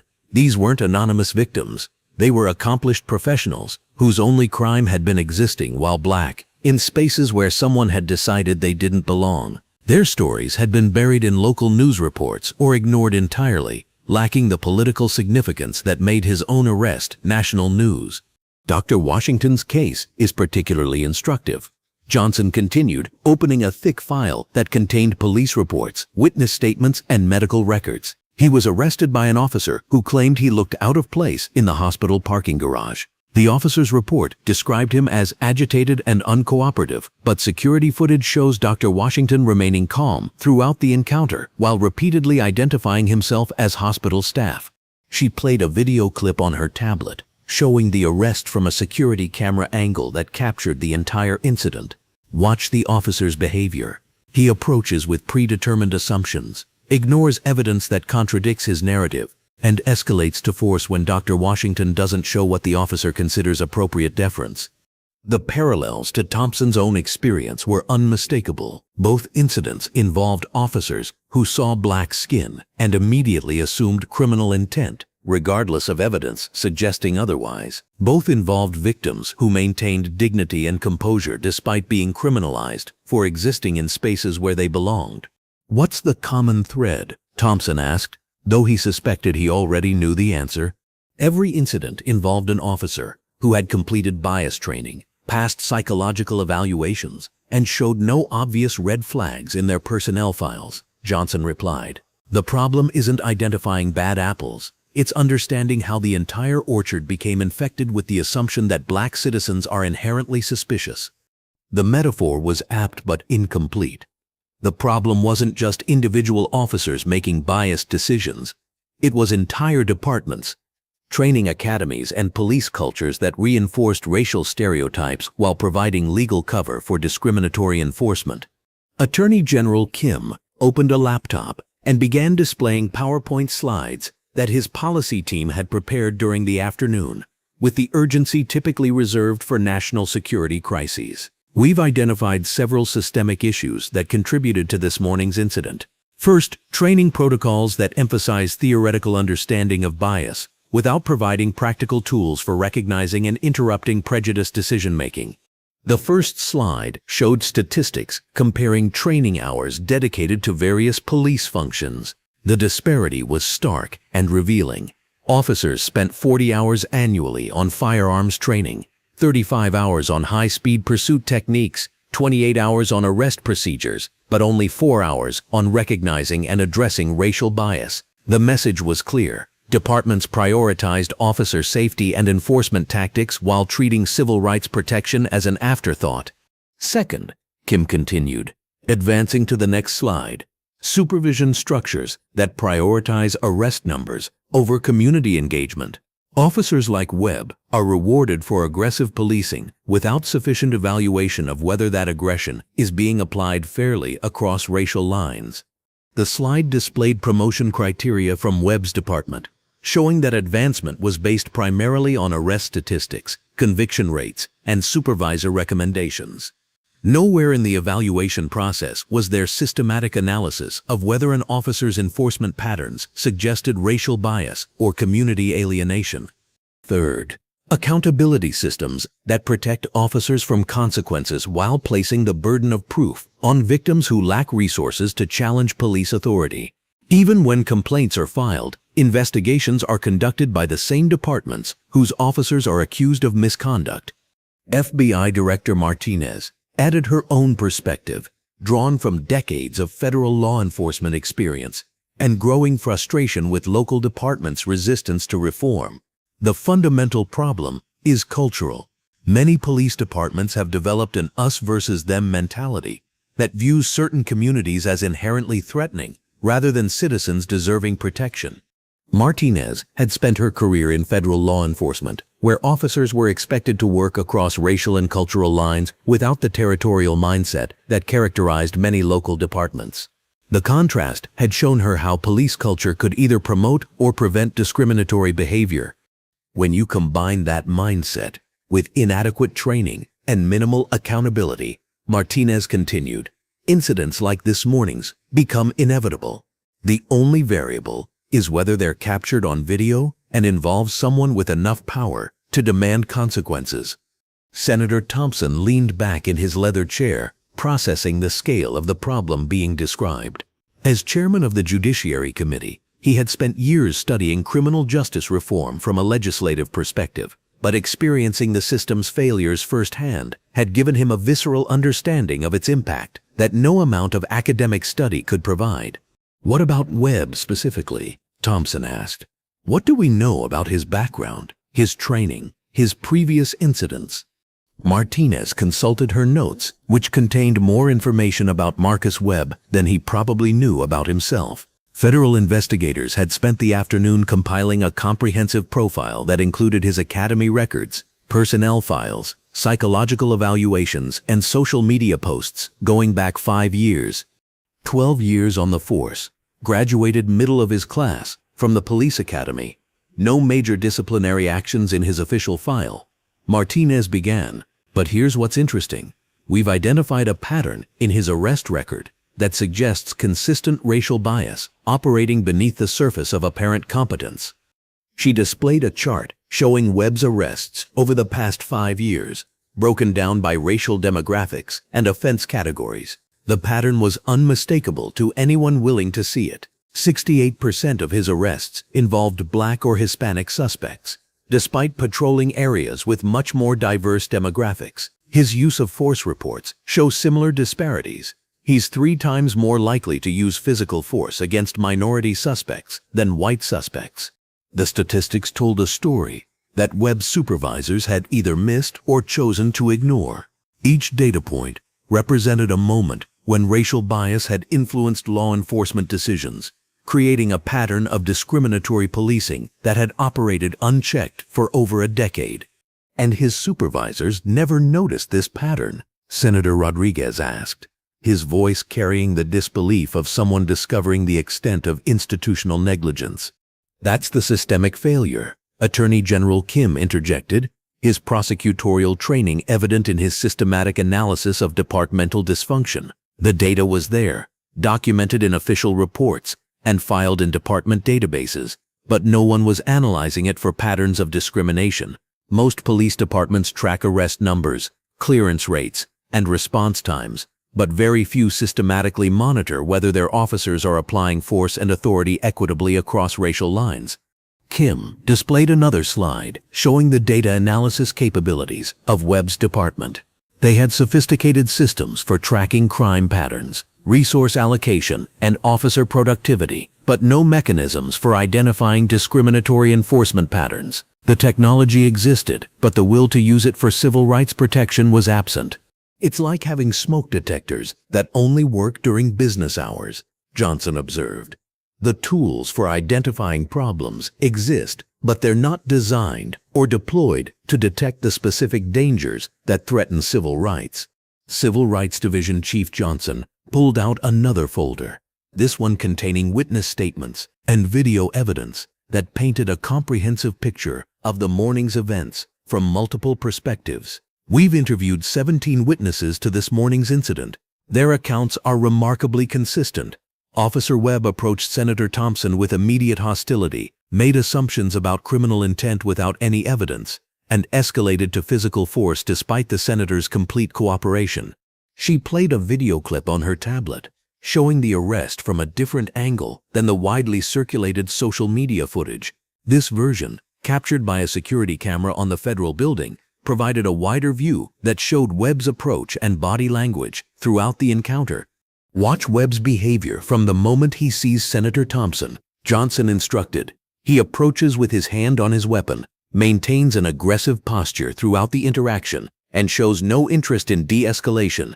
This is someone who had decided the outcome of the encounter before it began. Thompson watched himself being slammed against the marble steps again, seeing the incident from a new perspective that emphasized Webb's predetermined assumptions and aggressive tactics. The video made clear that Webb had criminalized him from first sight, with every subsequent action designed to justify that initial prejudgment. "How do we break this cycle?" Thompson asked, his voice carrying the weight of personal experience and institutional responsibility. "How do we prevent other officers from making the same choices Webb made?" FBI Director Martinez had been waiting for this question, having spent the afternoon developing recommendations based on successful reform models from other countries and progressive police departments in the United States. "We need comprehensive reform at multiple levels," Martinez began, consulting notes that represented months of research and analysis. First, recruitment and hiring practices that better screen for implicit bias and psychological factors that predispose officers to discriminatory behavior. Current screening focuses on criminal background and basic psychological fitness, but doesn't assess racial attitudes or cultural competency.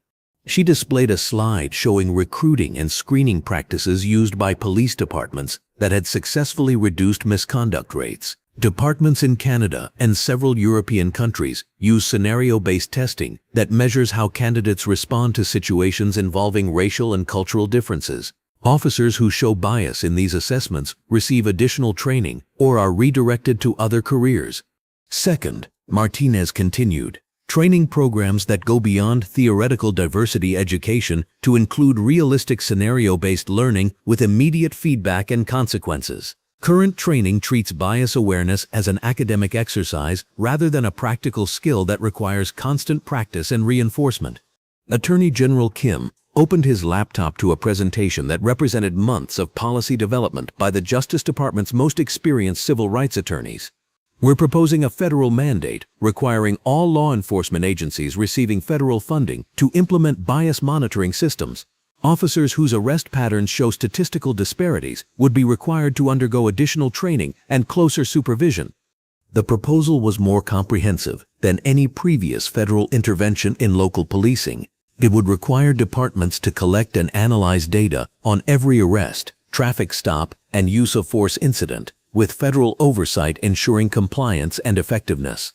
What about consequences for departments that fail to address problematic patterns? Senator Rodriguez asked, his political instincts recognizing the need for enforcement mechanisms with real teeth. Loss of federal funding, Department of Justice oversight, and in severe cases, federal takeover of local law enforcement operations. Kim replied, "We're essentially proposing to treat systematic civil rights violations the same way we treat organized crime, as a threat to democratic institutions that requires federal intervention." The proposal was sweeping in scope, more comprehensive than any police reform legislation ever seriously considered by Congress. But the morning's events had created political conditions that made previously impossible reforms suddenly viable. "The legal precedent exists," Johnson added, consulting her own briefing materials. "The Justice Department already has authority to intervene in local law enforcement agencies that show patterns of constitutional violations. We're proposing to expand and systematize that authority, making it a standard tool for protecting civil rights, rather than an extraordinary measure used only in extreme cases. Senator Thompson considered the implications, recognizing both the opportunity and the challenges that lay ahead. What kind of timeline are we looking at for implementation? If we can get congressional approval for emergency legislation, we could begin implementation within 6 months, Martinez replied. But James, this will face massive resistance from police unions, state governments, and law enforcement lobbying groups. The political battle will be intense and sustained. Thompson's expression hardened, his morning's experience having eliminated any inclination toward compromise with forces that would defend the status quo. Let them resist. Let them explain to the American people why they oppose measures designed to prevent United States senators from being arrested for walking while black. Civil Rights Division Chief Johnson smiled grimly, recognizing the political leverage that the morning's incident had created. That's exactly the argument we need to make. Frame this as a defense of democratic institutions rather than an attack on law enforcement. Make it clear that we're protecting the rule of law, not undermining it. The conversation was interrupted by a soft knock on the conference room door. Maria Rodriguez, Thompson's chief of staff, entered with an urgent expression that suggested new developments requiring immediate attention. "Senator, I'm sorry to interrupt, but we've received word that Officer Webb's police union is planning a press conference tomorrow morning. They're going to argue that he was following proper procedures and that political pressure is being used to scapegoat a dedicated officer." The room fell silent as the implications sank in. The police union's defense of Webb would inevitably focus on his version of events, which would require portraying Senator Thompson as somehow threatening or suspicious. The political battle lines were being drawn with Webb's prejudice on one side and American democracy on the other. What's their strategy likely to be?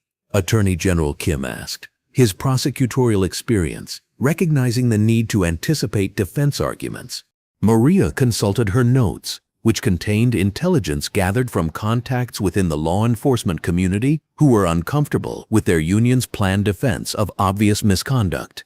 They'll argue that Webb was responding to legitimate security concerns about an unidentified individual near a federal building. They'll emphasize his training record and claim that politics is interfering with police work. FBI Director Martinez shook her head, her expression combining disbelief with professional frustration. That argument might work if there weren't multiple video angles showing Webb's behavior. No reasonable person watching that footage could conclude he was responding to legitimate security concerns rather than racial prejudice. Reasonable people aren't their target audience, Senator Rodriguez observed, his political instincts recognizing the broader strategy at work. They're appealing to the portion of the public that's predisposed to defend police officers, regardless of evidence. The same people who think any criticism of law enforcement is an attack on law and order itself. The political dynamics were becoming clear. The incident would divide along predictable lines, with civil rights advocates demanding accountability, while law enforcement supporters rallied around Webb as a symbol of police under attack. The challenge would be maintaining focus on systemic reform, rather than getting trapped in debates about individual guilt or innocence.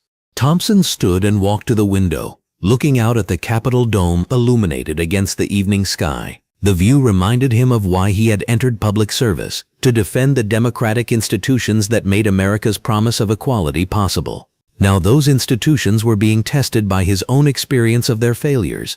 Then we need to make this about more than law enforcement, Thompson said, turning back to the assembled officials. We need to make it about the fundamental question of whether America will live up to its founding principles or continue to tolerate a system that criminalizes black existence.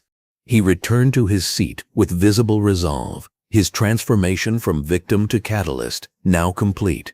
I want comprehensive federal legislation drafted within the week, bias monitoring for all federal grant recipients, mandatory de-escalation training, civilian oversight boards with real authority, and federal prosecution for civil rights violations by law enforcement officers. Attorney General Kim nodded, already mentally organizing the legal and political resources that would be required. We can have a draft ready for your review by Friday. Good. And I want hearings scheduled for next week. I want Officer Webb to testify under oath about his actions this morning. I want his supervisors to explain how they missed obvious patterns of discriminatory behavior. And I want police chiefs from departments that have successfully implemented reforms to testify about what works. Civil Rights Division Chief Johnson was taking notes furiously, recognizing the historic nature of what was being planned. Senator, if we move this quickly, we risk accusations of rushing to judgment. Webb's union will argue that political pressure is preventing a fair investigation. The investigation has been completed by 12 hours of viral video footage, Thompson replied. The American people have seen exactly what happened, and they've reached their own conclusions. Our job isn't to relitigate the facts. It's to ensure those facts lead to meaningful change. FBI Director Martinez closed her briefing folder, understanding that the meeting had shifted from analysis to action planning. James, I need you to understand something. What happened to you this morning is going to happen again to someone else if we don't act decisively. Maybe not to a senator, maybe not on camera, but somewhere in America tonight, a black citizen is being criminalized for existing in a space where someone thinks they don't belong. The words hit Thompson with the force of moral imperative. This wasn't just about his personal experience, or even about police reform in the abstract. It was about the fundamental question of whether America would continue to tolerate a system of justice that served some citizens while oppressing others. Then we act, Thompson said simply. We use this moment, this opportunity, this public attention to build something better. Officer Webb gave us the perfect example of what's wrong with American policing. Now we have the responsibility to fix it. As the meeting concluded and the officials prepared to leave, Thompson remained at the window, watching the last light fade from the Washington sky. In 12 hours, he had gone from victim to catalyst, from target of prejudice to agent of change. The arrest that was meant to humiliate him had instead provided the leverage needed to transform American law enforcement. Officer Marcus Webb, in his moment of prejudiced judgment, had inadvertently triggered exactly the kind of comprehensive reform that civil rights advocates had been seeking for decades. Sometimes, Thompson reflected, progress required a catalyst so obvious that even the most resistant observers were forced to acknowledge the need for change. The wheels of justice were beginning to turn, and they would reshape American policing in ways that would protect countless future citizens from experiencing what he had endured on the marble steps of the federal building. Behind closed doors, in the quiet corridors of power, a revolution in law enforcement accountability was being planned. And it all started with one officer's decision to arrest a senator for the crime of walking while black. The FBI field office in downtown Washington, D.C., transformed overnight from a routine federal law enforcement facility into the epicenter of what would become the most significant civil rights investigation of the decade. By 7 a.m., the morning after Senator Thompson's arrest, Special Agent Sarah Chen, the same Dr. Chen who had witnessed the incident, was leading a team of 12 federal investigators in what the Bureau was calling Operation Federal Steps. The conference room, designated as the investigation's command center, looked like something from a television crime drama, but the reality was far more methodical and less dramatic than Hollywood portrayals. Whiteboards covered with timelines, photographs, and evidence markers lined the walls. Multiple computer stations displayed arrest records, personnel files, and social media analytics. The atmosphere was one of controlled intensity, where every detail mattered and nothing could be overlooked. Agent Chen stood before a wall-mounted screen, displaying Officer Marcus Webb's complete professional history, from his graduation from the police academy 12 years earlier to his suspension the previous afternoon. The data painted a picture that was simultaneously routine and deeply troubling, a career that looked normal on paper but revealed disturbing patterns when subjected to federal scrutiny. Ladies and gentlemen, Chen addressed her team, which included civil rights specialists, data analysts, and seasoned investigators with decades of experience in police misconduct cases.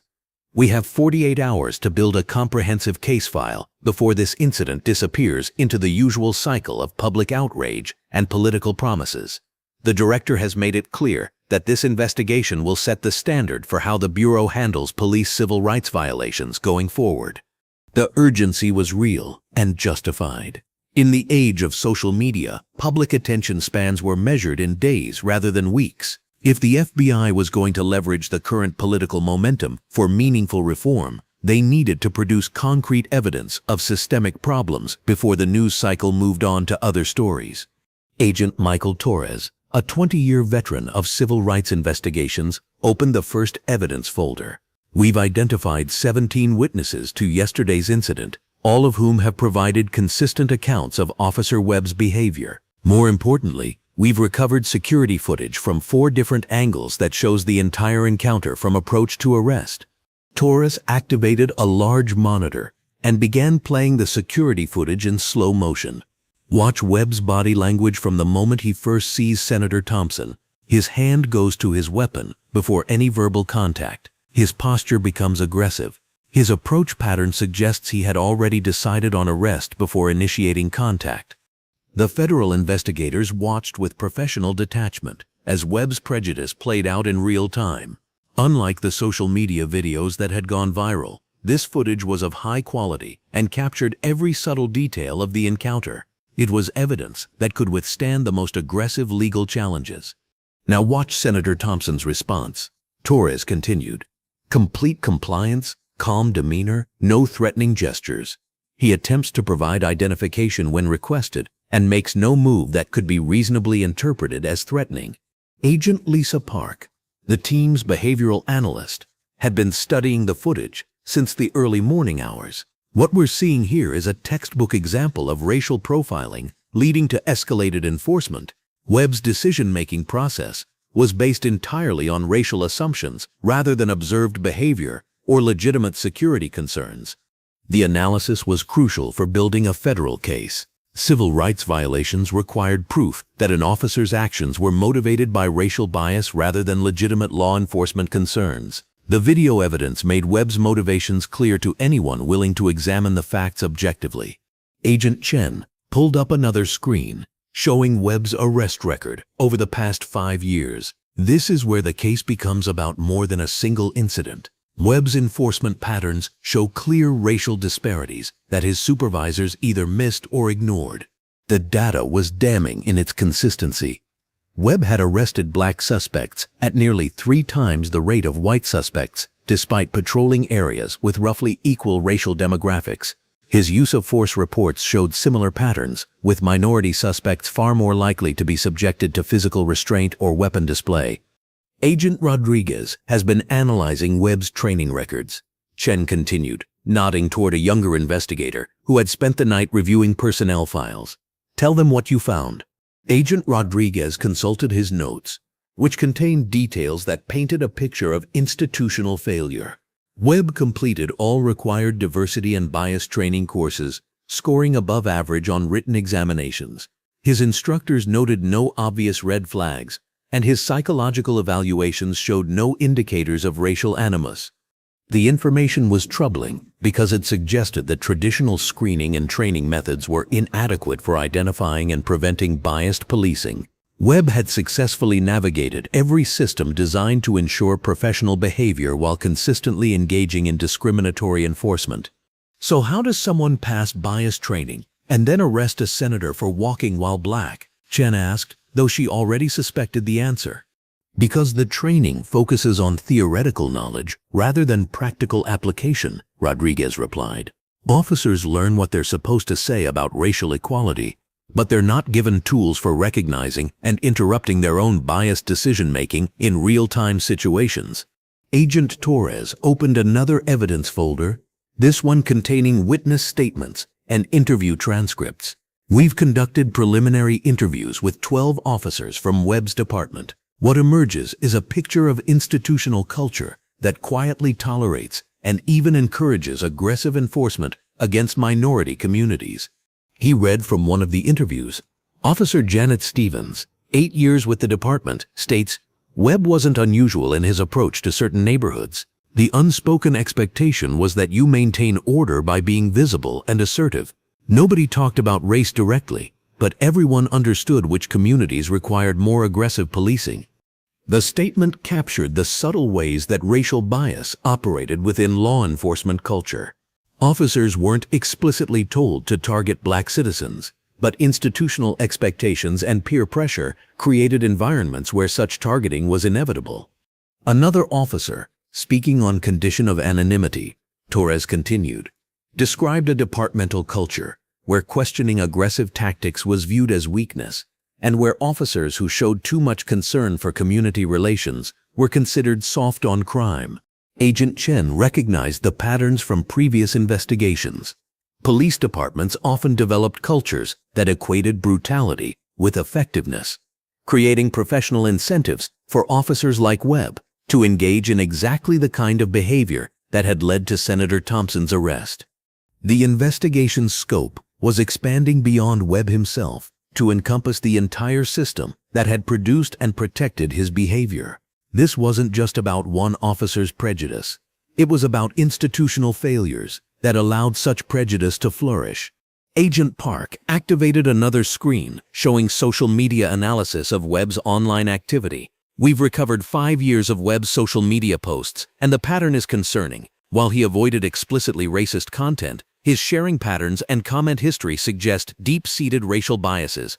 The screen displayed examples of Webb's social media activity, sharing articles about black-on-black crime, commenting positively on posts about law and order, and joining groups that promoted Blue Lives Matter rhetoric, while remaining conspicuously silent on police accountability issues. It's a classic example of coded bias, Park explained. He's careful not to post anything explicitly racist, but his online behavior reveals attitudes that are consistent with yesterday's actions. The social media evidence would be crucial for establishing intent in any potential prosecution. It showed that Webb's arrest of Senator Thompson wasn't an isolated incident or momentary lapse in judgment, but part of a pattern of racial thinking that had been developing over years. Agent Chen's phone buzzed with a text message from FBI Director Martinez. CNN is reporting that Webb's union is holding a press conference at 10 a.m. They're claiming he was following proper procedures. Make sure our preliminary findings are ready for DOJ review by noon. Chen looked up at her team, understanding that the political timeline was accelerating. We need to expedite our analysis. The union is going to frame this as political persecution of a dedicated officer. We need to have irrefutable evidence ready to counter that narrative. Agent Torres opened his laptop and began compiling the evidence that would form the foundation of the federal case. We have video evidence of the incident, statistical analysis of Webb's arrest patterns, witness statements from the scene, and documentation of departmental culture that enabled his behavior. That's enough for federal civil rights charges. But Chen knew that prosecuting Webb was only part of the larger challenge.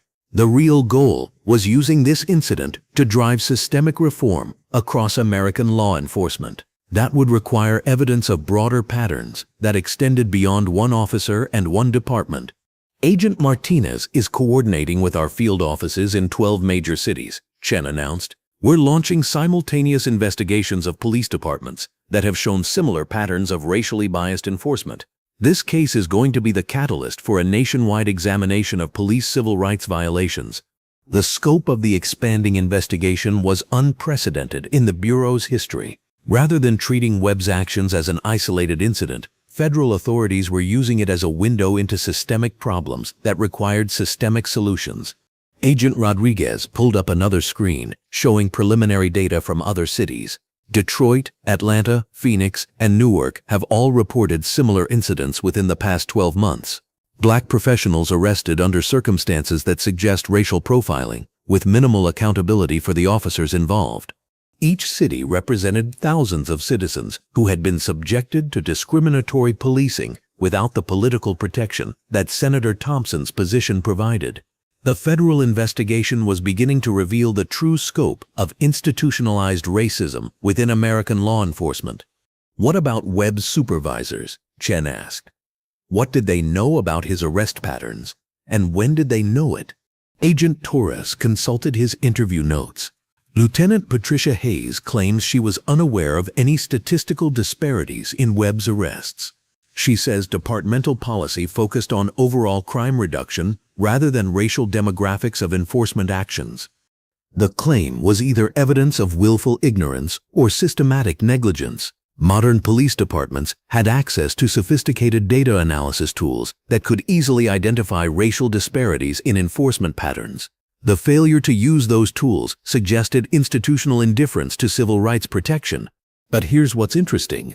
Torres continued. Hayes' own emails, recovered through federal warrant, show that she received at least 3 citizen complaints about Webb's behavior toward minority suspects over the past 18 months.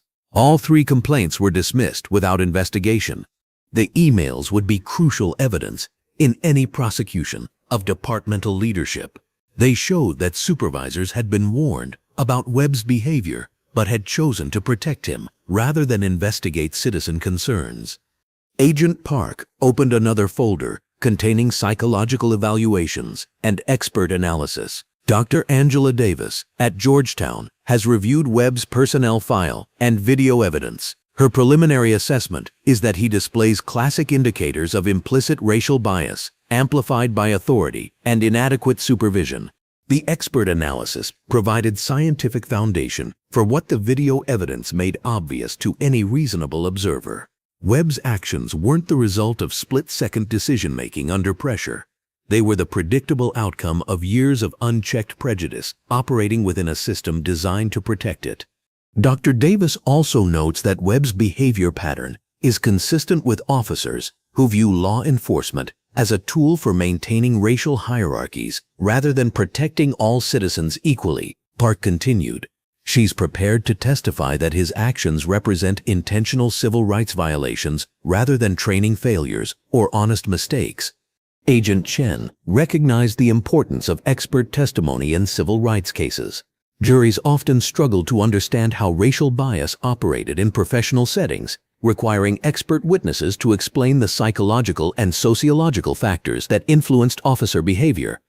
The investigation was building a comprehensive case that connected Webb's individual actions to broader patterns of institutional racism. But Chen knew that successful prosecution was only part of the challenge. The real goal was using this case to drive reforms that would prevent similar incidents across the country. Director Martinez wants a preliminary report ready for the Attorney General by 2 p.m., Chen announced. I want documentation of Webb's pattern of discriminatory enforcement, evidence of supervisory negligence, and analysis of departmental culture that enabled his behavior. As her team worked frantically to compile evidence, Chen reflected on the broader implications of their investigation. In less than 24 hours, they had uncovered evidence of systematic civil rights violations that had been operating in plain sight for years. The only difference was that this time, the victim had enough power to ensure federal attention. At 9:30 a.m., as Webb's union prepared to defend his actions in a press conference that would be broadcast nationally, federal investigators were documenting patterns of behavior that made such defense untenable. The evidence was clear, comprehensive, and damning. Agent Torres pulled up the final piece of evidence that would complete their preliminary case file. We've identified 12 other incidents over the past 3 years where Webb arrested black citizens under circumstances that suggest racial profiling. Most accepted plea deals rather than fighting charges, but the pattern is unmistakable. Each case represented a life disrupted by Webb's prejudice, but none had received the attention that Senator Thompson's arrest had generated.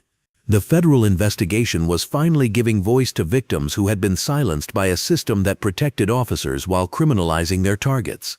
Agent Chen looked at the evidence displayed across multiple screens and felt a mixture of satisfaction and sadness. The case against Webb was ironclad, but it had taken the arrest of a United States senator to get federal attention for problems that had been obvious to anyone willing to look. The preliminary report is ready for DOJ review, she announced to her team. Tomorrow, we begin the broader investigation that will determine whether Webb is an anomaly or a symptom of systemic failure. The answer, everyone in the room already knew, was that Webb was just the tip of an iceberg that extended far deeper into American law enforcement than most people were prepared to acknowledge. But for the first time in decades, federal authorities had the political support necessary to dive beneath the surface and examine the full scope of institutional racism that had shaped American policing since its inception. The investigation was just beginning, but its eventual findings would reshape American law enforcement in ways that would protect countless future citizens from experiencing what Senator Thompson had endured on the marble steps of the federal building. Officer Marcus Webb's moment of prejudiced judgment had inadvertently triggered the most comprehensive examination of police civil rights violations in American history. Justice was finally beginning to turn its attention to those who had claimed to serve it while betraying its most fundamental principles. The police union's press conference was scheduled for 10 a.m. at the Fraternal Order of Police Lodge, but by 9:30, the building was surrounded by news vans, satellite trucks, and protesters whose chants could be heard 3 blocks away. What had started as a routine damage control effort had become a national referendum on police accountability and racial justice in America. Inside the lodge, Police Union President Frank Morrison stood before a mirror in his office, adjusting his tie for what he knew would be the most important and possibly career-ending press conference of his life. Morrison had spent 28 years defending police officers from criticism, but he had never faced anything like the viral video evidence of Marcus Webb arresting a United States senator for walking while black. The union's strategy had been developed overnight by a crisis management firm that specialized in law enforcement public relations disasters. Their advice was simple: acknowledge that mistakes were made while defending the broader principle of officer safety and split-second decision-making under pressure. What they hadn't counted on was the thoroughness of Webb's recorded prejudice or the political power of his victim. 5 minutes, Mr. Morrison, his assistant announced, poking her head into the office. Through the window, Morrison could see the sea of reporters and cameras that would broadcast his words to millions of Americans who had already watched Webb's actions and drawn their own conclusions about police accountability. At the same time, 3 miles away in his Senate office, Senator Thompson was preparing for his own press conference scheduled for noon. Unlike Morrison's defensive posture, Thompson's approach was carefully calculated to advance the reform agenda that had crystallized in the hours since his arrest. He had spent the morning reviewing FBI preliminary findings and coordinating with civil rights leaders across the country. The union is going to argue that Webb was following proper procedures. Maria Rodriguez, his chief of staff, told him as they reviewed talking points. They'll claim he was responding to legitimate security concerns about an unidentified individual near a federal building. Thompson smiled grimly, understanding the impossibility of that defense. Let them make that argument. Every American who watches the video can see that Webb decided I was guilty of something before he ever spoke to me. His procedures were based on my skin color, not my behavior. The media landscape had been transformed overnight by the story's viral spread. Cable news networks had cleared their morning programming to provide wall-to-wall coverage of what analysts were calling the most significant police accountability crisis since Rodney King. Social media engagement had reached Super Bowl levels, with hashtags related to the incident trending globally. At CNN's Washington bureau, senior political correspondent Amanda Rodriguez was preparing for live coverage that would make or break careers on both sides of the police accountability debate. This isn't just about one officer anymore, she told her production team as they set up for continuous coverage. This has become a national conversation about whether America will tolerate different systems of justice for different groups of citizens. The network had mobilized resources, typically reserved for presidential elections or national emergencies. Constitutional law experts, civil rights attorneys, police reform advocates, and law enforcement representatives were standing by to provide analysis and context for developments that were unfolding by the hour. Back at the Police Union Lodge, Morrison stepped up to a podium bristling with microphones from every major news organization. The room was packed beyond capacity, with reporters standing along the walls and cameras capturing every angle of what everyone knew would be a historic moment. Ladies and gentlemen, Morrison began, his voice carrying the weight of institutional defensiveness. I want to address the incident that occurred yesterday morning involving Officer Marcus Webb and an individual who was later identified as Senator James Thompson. The careful phrasing referring to Thompson as an individual who was later identified was immediately noted by reporters who understood that Morrison was trying to suggest that Webb's actions were reasonable, given limited information available at the time. Officer Webb is a 12-year veteran of the force with an exemplary record of service to his community. Morrison continued, reading from prepared remarks that had been crafted to emphasize Webb's credentials while minimizing the obvious racial bias shown in the video evidence. He approached what appeared to be a suspicious individual near a federal building and followed department protocols for ensuring security in sensitive areas. The statement was immediately challenged by Sarah Chen, the Washington Post reporter who had witnessed the arrest. "Mr. Morrison, the video clearly shows Officer Webb using racial slurs and escalating to physical force against someone who was fully cooperating. How do you characterize that as following department protocols?" Morrison had been prepared for aggressive questioning, but the directness of the challenge caught him off guard. Officer Webb was responding to what he perceived as a potential security threat. Split-second decisions in law enforcement often appear different when viewed in slow motion and from the comfort of hindsight. The answer was a classic law enforcement defense that had been used to justify police misconduct for decades.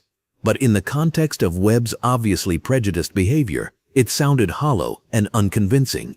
NBC's justice correspondent Michael Torres pressed further.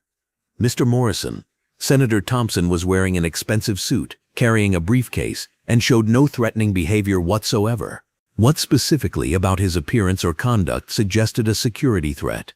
Morrison paused, realizing that any honest answer would acknowledge that Webb's suspicions were based solely on race.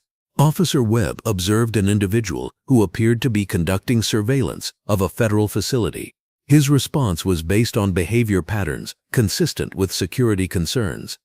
The lie was so obvious that several reporters began speaking simultaneously, their questions overlapping in a cacophony of journalistic outrage. Morrison had just claimed that a senator walking toward a building where he had scheduled meetings was conducting surveillance, a characterization so absurd that it undermined any remaining credibility the union might have possessed. CNN's Amanda Rodriguez managed to cut through the noise. "Mr. Morrison, are you seriously suggesting that a United States senator walking to a scheduled meeting represented a security threat worthy of arrest?" Morrison realized his mistake too late. By defending Webb's actions as security-related, rather than acknowledging the obvious racial bias, he had painted himself into a corner that required increasingly ridiculous explanations. At the time of the encounter, Officer Webb was not aware of the individual's identity or purpose. Morrison replied, his voice showing the strain of defending the indefensible. "Law enforcement officers must make decisions based on available information, not information that becomes available later." Fox News correspondent Lisa Park, representing the network most sympathetic to law enforcement perspectives, tried to help Morrison with a softball question. "What would you say to critics who argue that this incident is being politicized to attack law enforcement generally?" Morrison seized the opportunity to shift blame away from Webb's actions and toward what he characterized as political opportunism. "This incident is being used by politicians and activists who have always opposed law enforcement to advance their anti-police agenda. Officer Webb is being scapegoated for doing his job in a difficult situation." But even Park's sympathetic framing couldn't overcome the visual evidence that had been playing on loop across every news platform. The video of Webb's aggressive approach and immediate escalation to force had been analyzed frame by frame, making clear that his actions were based on racial assumptions rather than legitimate security concerns. The press conference was rapidly becoming a disaster for the police union, with Morrison's defensive answers highlighting rather than minimizing the obvious problems with Webb's behavior. Social media was exploding with real-time reactions from viewers who could see the contradiction between Morrison's claims and the video evidence. Dr. Angela Davis, the civil rights historian, whose analysis had been trending since the morning, live tweeted her response to Morrison's performance. Watching police union president argue that arresting a senator for walking while black was proper security procedure. "This is why reform is impossible within current system." The tweet was retweeted over 30,000 times within 15 minutes. Meanwhile, at the Hart Senate office building, Senator Thompson was watching Morrison's disastrous performance with satisfaction that bordered on vindication. Each defensive answer was making the case for comprehensive police reform more powerfully than any legislative argument ever could. "They're destroying themselves."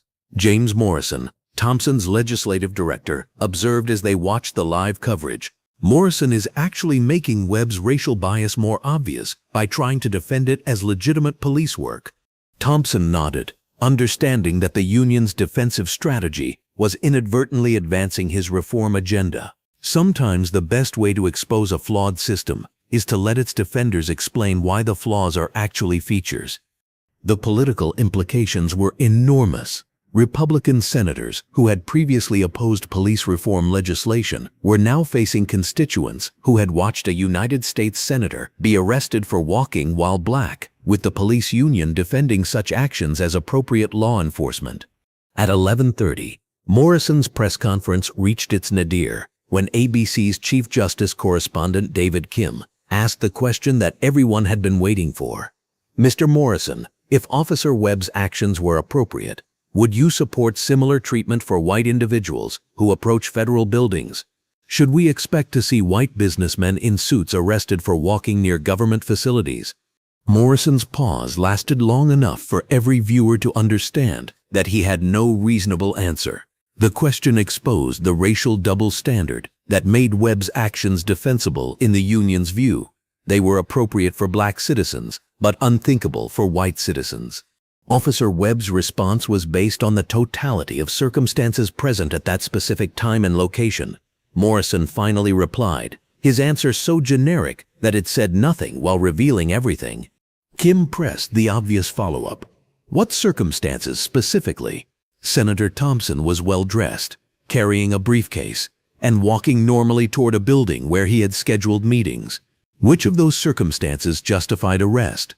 Morrison's press conference had become a public dissection of police racial bias, with each question forcing him to defend increasingly indefensible positions. The union's attempt at damage control had become an extended demonstration of exactly the kind of thinking that had produced Webb's actions in the first place. At noon, as Morrison's press conference mercifully ended in confusion and contradictions, Senator Thompson stepped up to his own podium in the Hart Senate office building. The contrast could not have been more stark. Morrison's defensive desperation replaced by Thompson's calm authority, the union's institutional protection replaced by moral clarity. Yesterday morning, I was arrested by Officer Marcus Webb for the crime of walking while black near a federal building where I had scheduled meetings, Thompson began, his voice carrying the weight of personal experience and institutional authority. Today, we've heard his union defend those actions as appropriate law enforcement. The assembled reporters hung on every word, understanding that they were witnessing a historic moment when American democracy confronted its own contradictions in real time. I want to be clear about what happened yesterday, Thompson continued. Officer Webb didn't arrest me because of my behavior, my appearance, or any legitimate security concern. He arrested me because his training, his department's culture, and our society's tolerance for racial bias led him to see a black man and assume criminality. The statement was powerful in its simplicity, cutting through the union's defensive rhetoric to focus on the fundamental issue of racial justice in America. But I also want to be clear about what this incident represents, Thompson said, his voice gaining strength as he moved toward the broader implications. This wasn't an isolated incident or a momentary lapse in judgment. This was the predictable result of a system that has consistently produced different outcomes for different groups of citizens. Thompson's approach was strategically brilliant, using his personal experience to illuminate systemic problems while positioning himself as a catalyst for reform rather than a victim seeking sympathy. The FBI investigation that began yesterday has already identified patterns of discriminatory enforcement that extend far beyond Officer Webb or his department. Thompson continued, revealing information that sent reporters scrambling for their phones to break the news. We are discovering that what happened to me happens to black citizens across this country every day, with the only difference being that most victims don't have the platform to demand accountability. The revelation that the FBI had found systematic patterns of discrimination elevated the story from individual misconduct to institutional crisis, exactly as Thompson had intended. Today I am announcing comprehensive federal legislation that will require all law enforcement agencies receiving federal funding to implement bias monitoring systems, civilian oversight boards, and mandatory de-escalation training, Thompson announced, providing the policy solution that would channel public outrage into meaningful reform. The legislative proposal was sweeping in scope, more comprehensive than any police reform measure ever seriously considered by Congress. But the political momentum created by Webb's actions and Morrison's disastrous defense made previously impossible reforms suddenly viable. Officer Webb's actions yesterday were wrong, but they were also illuminating, Thompson concluded. They showed us exactly what happens when bias operates unchecked within systems of authority. Now we have the opportunity and the responsibility to build something better. As Thompson's press conference ended, the contrast with Morrison's defensive performance was immediately noted by analysts across the political spectrum. Where the Union had offered excuses and deflection, Thompson had provided moral clarity and concrete solutions. The media storm that had begun with viral videos was now driving a national conversation about the fundamental nature of American justice. Webb's moment of prejudiced judgment had inadvertently created the political conditions necessary for the most significant police reform in American history. By evening, polling data would show that 73% of Americans supported Thompson's proposed reforms, with even traditionally conservative demographics expressing support for measures that would prevent similar incidents. The visual evidence of Webb's racial bias had overwhelmed traditional partisan divisions, creating broad consensus for change that had seemed impossible just days earlier. Officer Marcus Webb, sitting in his apartment and watching his Union president's disastrous defense of his actions, began to understand that his career wasn't just over. It had become a catalyst for exactly the kind of police accountability measures that he would have opposed if asked just days earlier. The wheels of justice were turning, and they were crushing everything in their path with the inexorable force of moral clarity backed by political power. 3 months after the arrest that shocked the nation, the Senate Judiciary Committee hearing room was packed beyond capacity for what legal historians would later call the most significant police accountability hearing in American history. Senator James Marcus Thompson sat at the committee chairman's position, his presence serving as a living reminder of why the gathered officials were there to fundamentally reshape American law enforcement. The morning sun streamed through the tall windows of the Hart Senate office building, illuminating a scene that would have been unimaginable just months earlier. At the witness table sat former Officer Marcus Webb, his police uniform replaced by an ill-fitting suit purchased for what everyone knew would be his final appearance as a public figure before disappearing into the anonymity that awaited disgraced former cops. Webb's transformation was complete and devastating. The confident swagger that had characterized his approach to Senator Thompson on the federal building steps had been replaced by the defeated posture of someone who had watched his entire world collapse in real time. His career was over, his pension forfeited, his reputation destroyed. But more than that, he had become the unwitting catalyst for reforms that would prevent thousands of future officers from following his path. Officer Webb, Senator Thompson began, his voice carrying the calm authority that had made him one of the most respected figures in Congress. Thank you for appearing before this committee today. I know this hasn't been easy for you.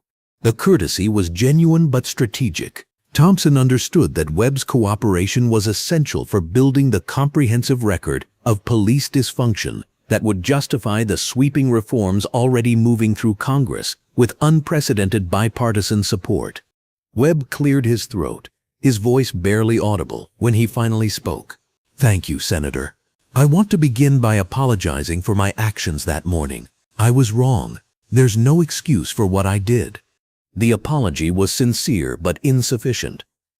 Webb had spent the previous months working with federal investigators, providing detailed accounts of the departmental culture that had shaped his worldview and the training failures that had allowed his biases to flourish unchecked. His cooperation had been essential for the FBI's expanding investigation into systematic civil rights violations across American law enforcement. Mr. Webb, said Senator Patricia Williams, the majority leader who had become one of the most vocal advocates for police reform, can you explain to this committee how a trained police officer with 12 years of experience, could arrest a United States senator for walking while black and believe that was appropriate law enforcement? Webb's answer had been rehearsed during countless hours with federal investigators, but delivering it publicly was still painful. Senator Williams, I was trained to see certain behaviors as suspicious, and those behaviors were often associated with racial stereotypes that I didn't even realize I had internalized. He paused, struggling with the admission that his entire career had been built on prejudice disguised as professional judgment. I saw a black man near a federal building, and I immediately assumed he didn't belong there. I didn't see a citizen with legitimate business. I saw what my training and department culture had taught me to see, a potential threat based solely on race. The honesty was devastating in its implications. Webb wasn't describing a momentary lapse in judgment, but a systematic conditioning that had shaped every decision throughout his career. He was providing a window into the psychological processes that had produced decades of discriminatory policing across the country. Senator Michael Rodriguez, the committee's ranking Republican who had initially opposed the reforms but had been swayed by the overwhelming evidence of systematic bias, asked the question that went to the heart of institutional accountability. Mr. Webb, did your supervisors ever question your arrest patterns or use of force statistics? Webb's answer provided the smoking gun that civil rights advocates had been seeking for decades. No, sir. In fact, aggressive enforcement was encouraged and rewarded. Officers who made more arrests and showed more proactive policing received better evaluations and were more likely to be promoted. The testimony revealed that Webb's actions weren't the result of inadequate supervision, but of supervision that actively encouraged discriminatory enforcement. The system had produced exactly the results it was designed to produce. Dr. Angela Davis, the Georgetown civil rights historian, who had become one of the leading voices in the national conversation about police reform, was called as an expert witness to provide context for Webb's testimony. Her analysis was methodical and devastating. Senator Thompson, what we're seeing in Mr. Webb's case isn't an anomaly, but the predictable outcome of a system designed to produce racial disparities in enforcement. Dr. Davis testified. The training, the culture, the incentive structures, all of it combines to create officers who criminalize black existence while protecting white citizens from similar scrutiny. Her expert analysis provided the academic foundation for reforms that had gained overwhelming public support. Polling conducted after Webb's arrest showed that 78% of Americans supported mandatory bias monitoring for police departments, while 71% supported federal intervention in departments that showed patterns of discriminatory enforcement. The hearing was being broadcast live across multiple networks, with viewership numbers approaching those of presidential debates. The American public was watching democracy attempt to heal itself by confronting the racial biases that had infected its institutions since their founding. FBI Director Rebecca Martinez testified about the expanding federal investigation that had grown from Webb's individual case into a comprehensive examination of police civil rights violations. Senator Thompson, our investigation has identified similar patterns of discriminatory enforcement in 47 police departments across the country. What happened to you appears to be representative of a much larger problem. The revelation sent shockwaves through law enforcement communities nationwide. Police chiefs who had dismissed Webb as an isolated bad actor were now facing federal scrutiny of their own department's practices. The political protection that had historically shielded police from accountability was evaporating under the weight of undeniable evidence. Attorney General David Kim provided the legal framework for the federal response. This committee's work has provided the foundation for the most comprehensive police reform legislation in American history. The Civil Rights in Policing Act will require bias monitoring, civilian oversight, and federal intervention for departments that show patterns of discriminatory enforcement. The legislation, which had seemed impossible just months earlier, was now racing through Congress with overwhelming support. Republican senators who had previously opposed any federal intervention in local policing were publicly supporting reforms after watching Webb's arrest and the union's disastrous defense of his actions. But the most powerful testimony came from the victims whose stories had been ignored until Webb's arrest of a senator forced national attention to systematic police misconduct. Dr. Michael Washington, the emergency room physician who had been arrested for suspicious behavior while entering his own hospital, described the psychological impact of being criminalized for existing while black. Senator Thompson, when that officer handcuffed me in front of my colleagues, he didn't just arrest me, he attempted to destroy my professional reputation and personal dignity, Dr. Washington testified. The only difference between my experience and yours is that you had the power to ensure consequences for the officer who violated your rights. The testimony from multiple victims provided the human face for statistical evidence of widespread police misconduct. Each story reinforced the same theme: accomplished black professionals, criminalized for existing in spaces where officers had decided they didn't belong. As the hearing concluded, Senator Thompson delivered closing remarks that would be quoted in law schools and civil rights training for generations. Officer Webb's actions 3 months ago were wrong, but they were also illuminating. They showed us the true face of institutional racism, operating under the cover of law enforcement authority. He paused, his gaze encompassing the packed hearing room and the millions of Americans watching on television. Today, we have heard testimony that makes clear this wasn't an isolated incident, but part of a systematic pattern of discriminatory enforcement that has characterized American policing for too long. Thompson's voice gained strength as he moved toward his conclusion. The reforms we are implementing won't just prevent future Marcus Webbs. They will fundamentally reshape the relationship between law enforcement and the communities they are sworn to protect and serve. 6 months later, the Civil Rights in Policing Act became law, with overwhelming bipartisan support. Police departments across the country were required to implement bias monitoring systems, civilian oversight boards, and mandatory de-escalation training. Federal funding was contingent on demonstrable progress in eliminating discriminatory enforcement patterns. Marcus Webb was sentenced to 2 years in federal prison for civil rights violations, but his real punishment was watching his moment of prejudiced judgment become the catalyst for exactly the kind of police accountability measures he would have opposed throughout his career. His arrest of Senator Thompson had inadvertently triggered the most significant law enforcement reforms in American history. Senator Thompson's legislation became a model for international police reform efforts, with delegations from around the world studying how American democracy had confronted and addressed institutional racism within its law enforcement agencies. The federal building steps where Webb had arrested Thompson became a pilgrimage site for civil rights advocates, celebrating the transformation of personal injustice into systemic change. In the end, Webb's career wasn't just destroyed, it was transformed into something larger than he could have imagined.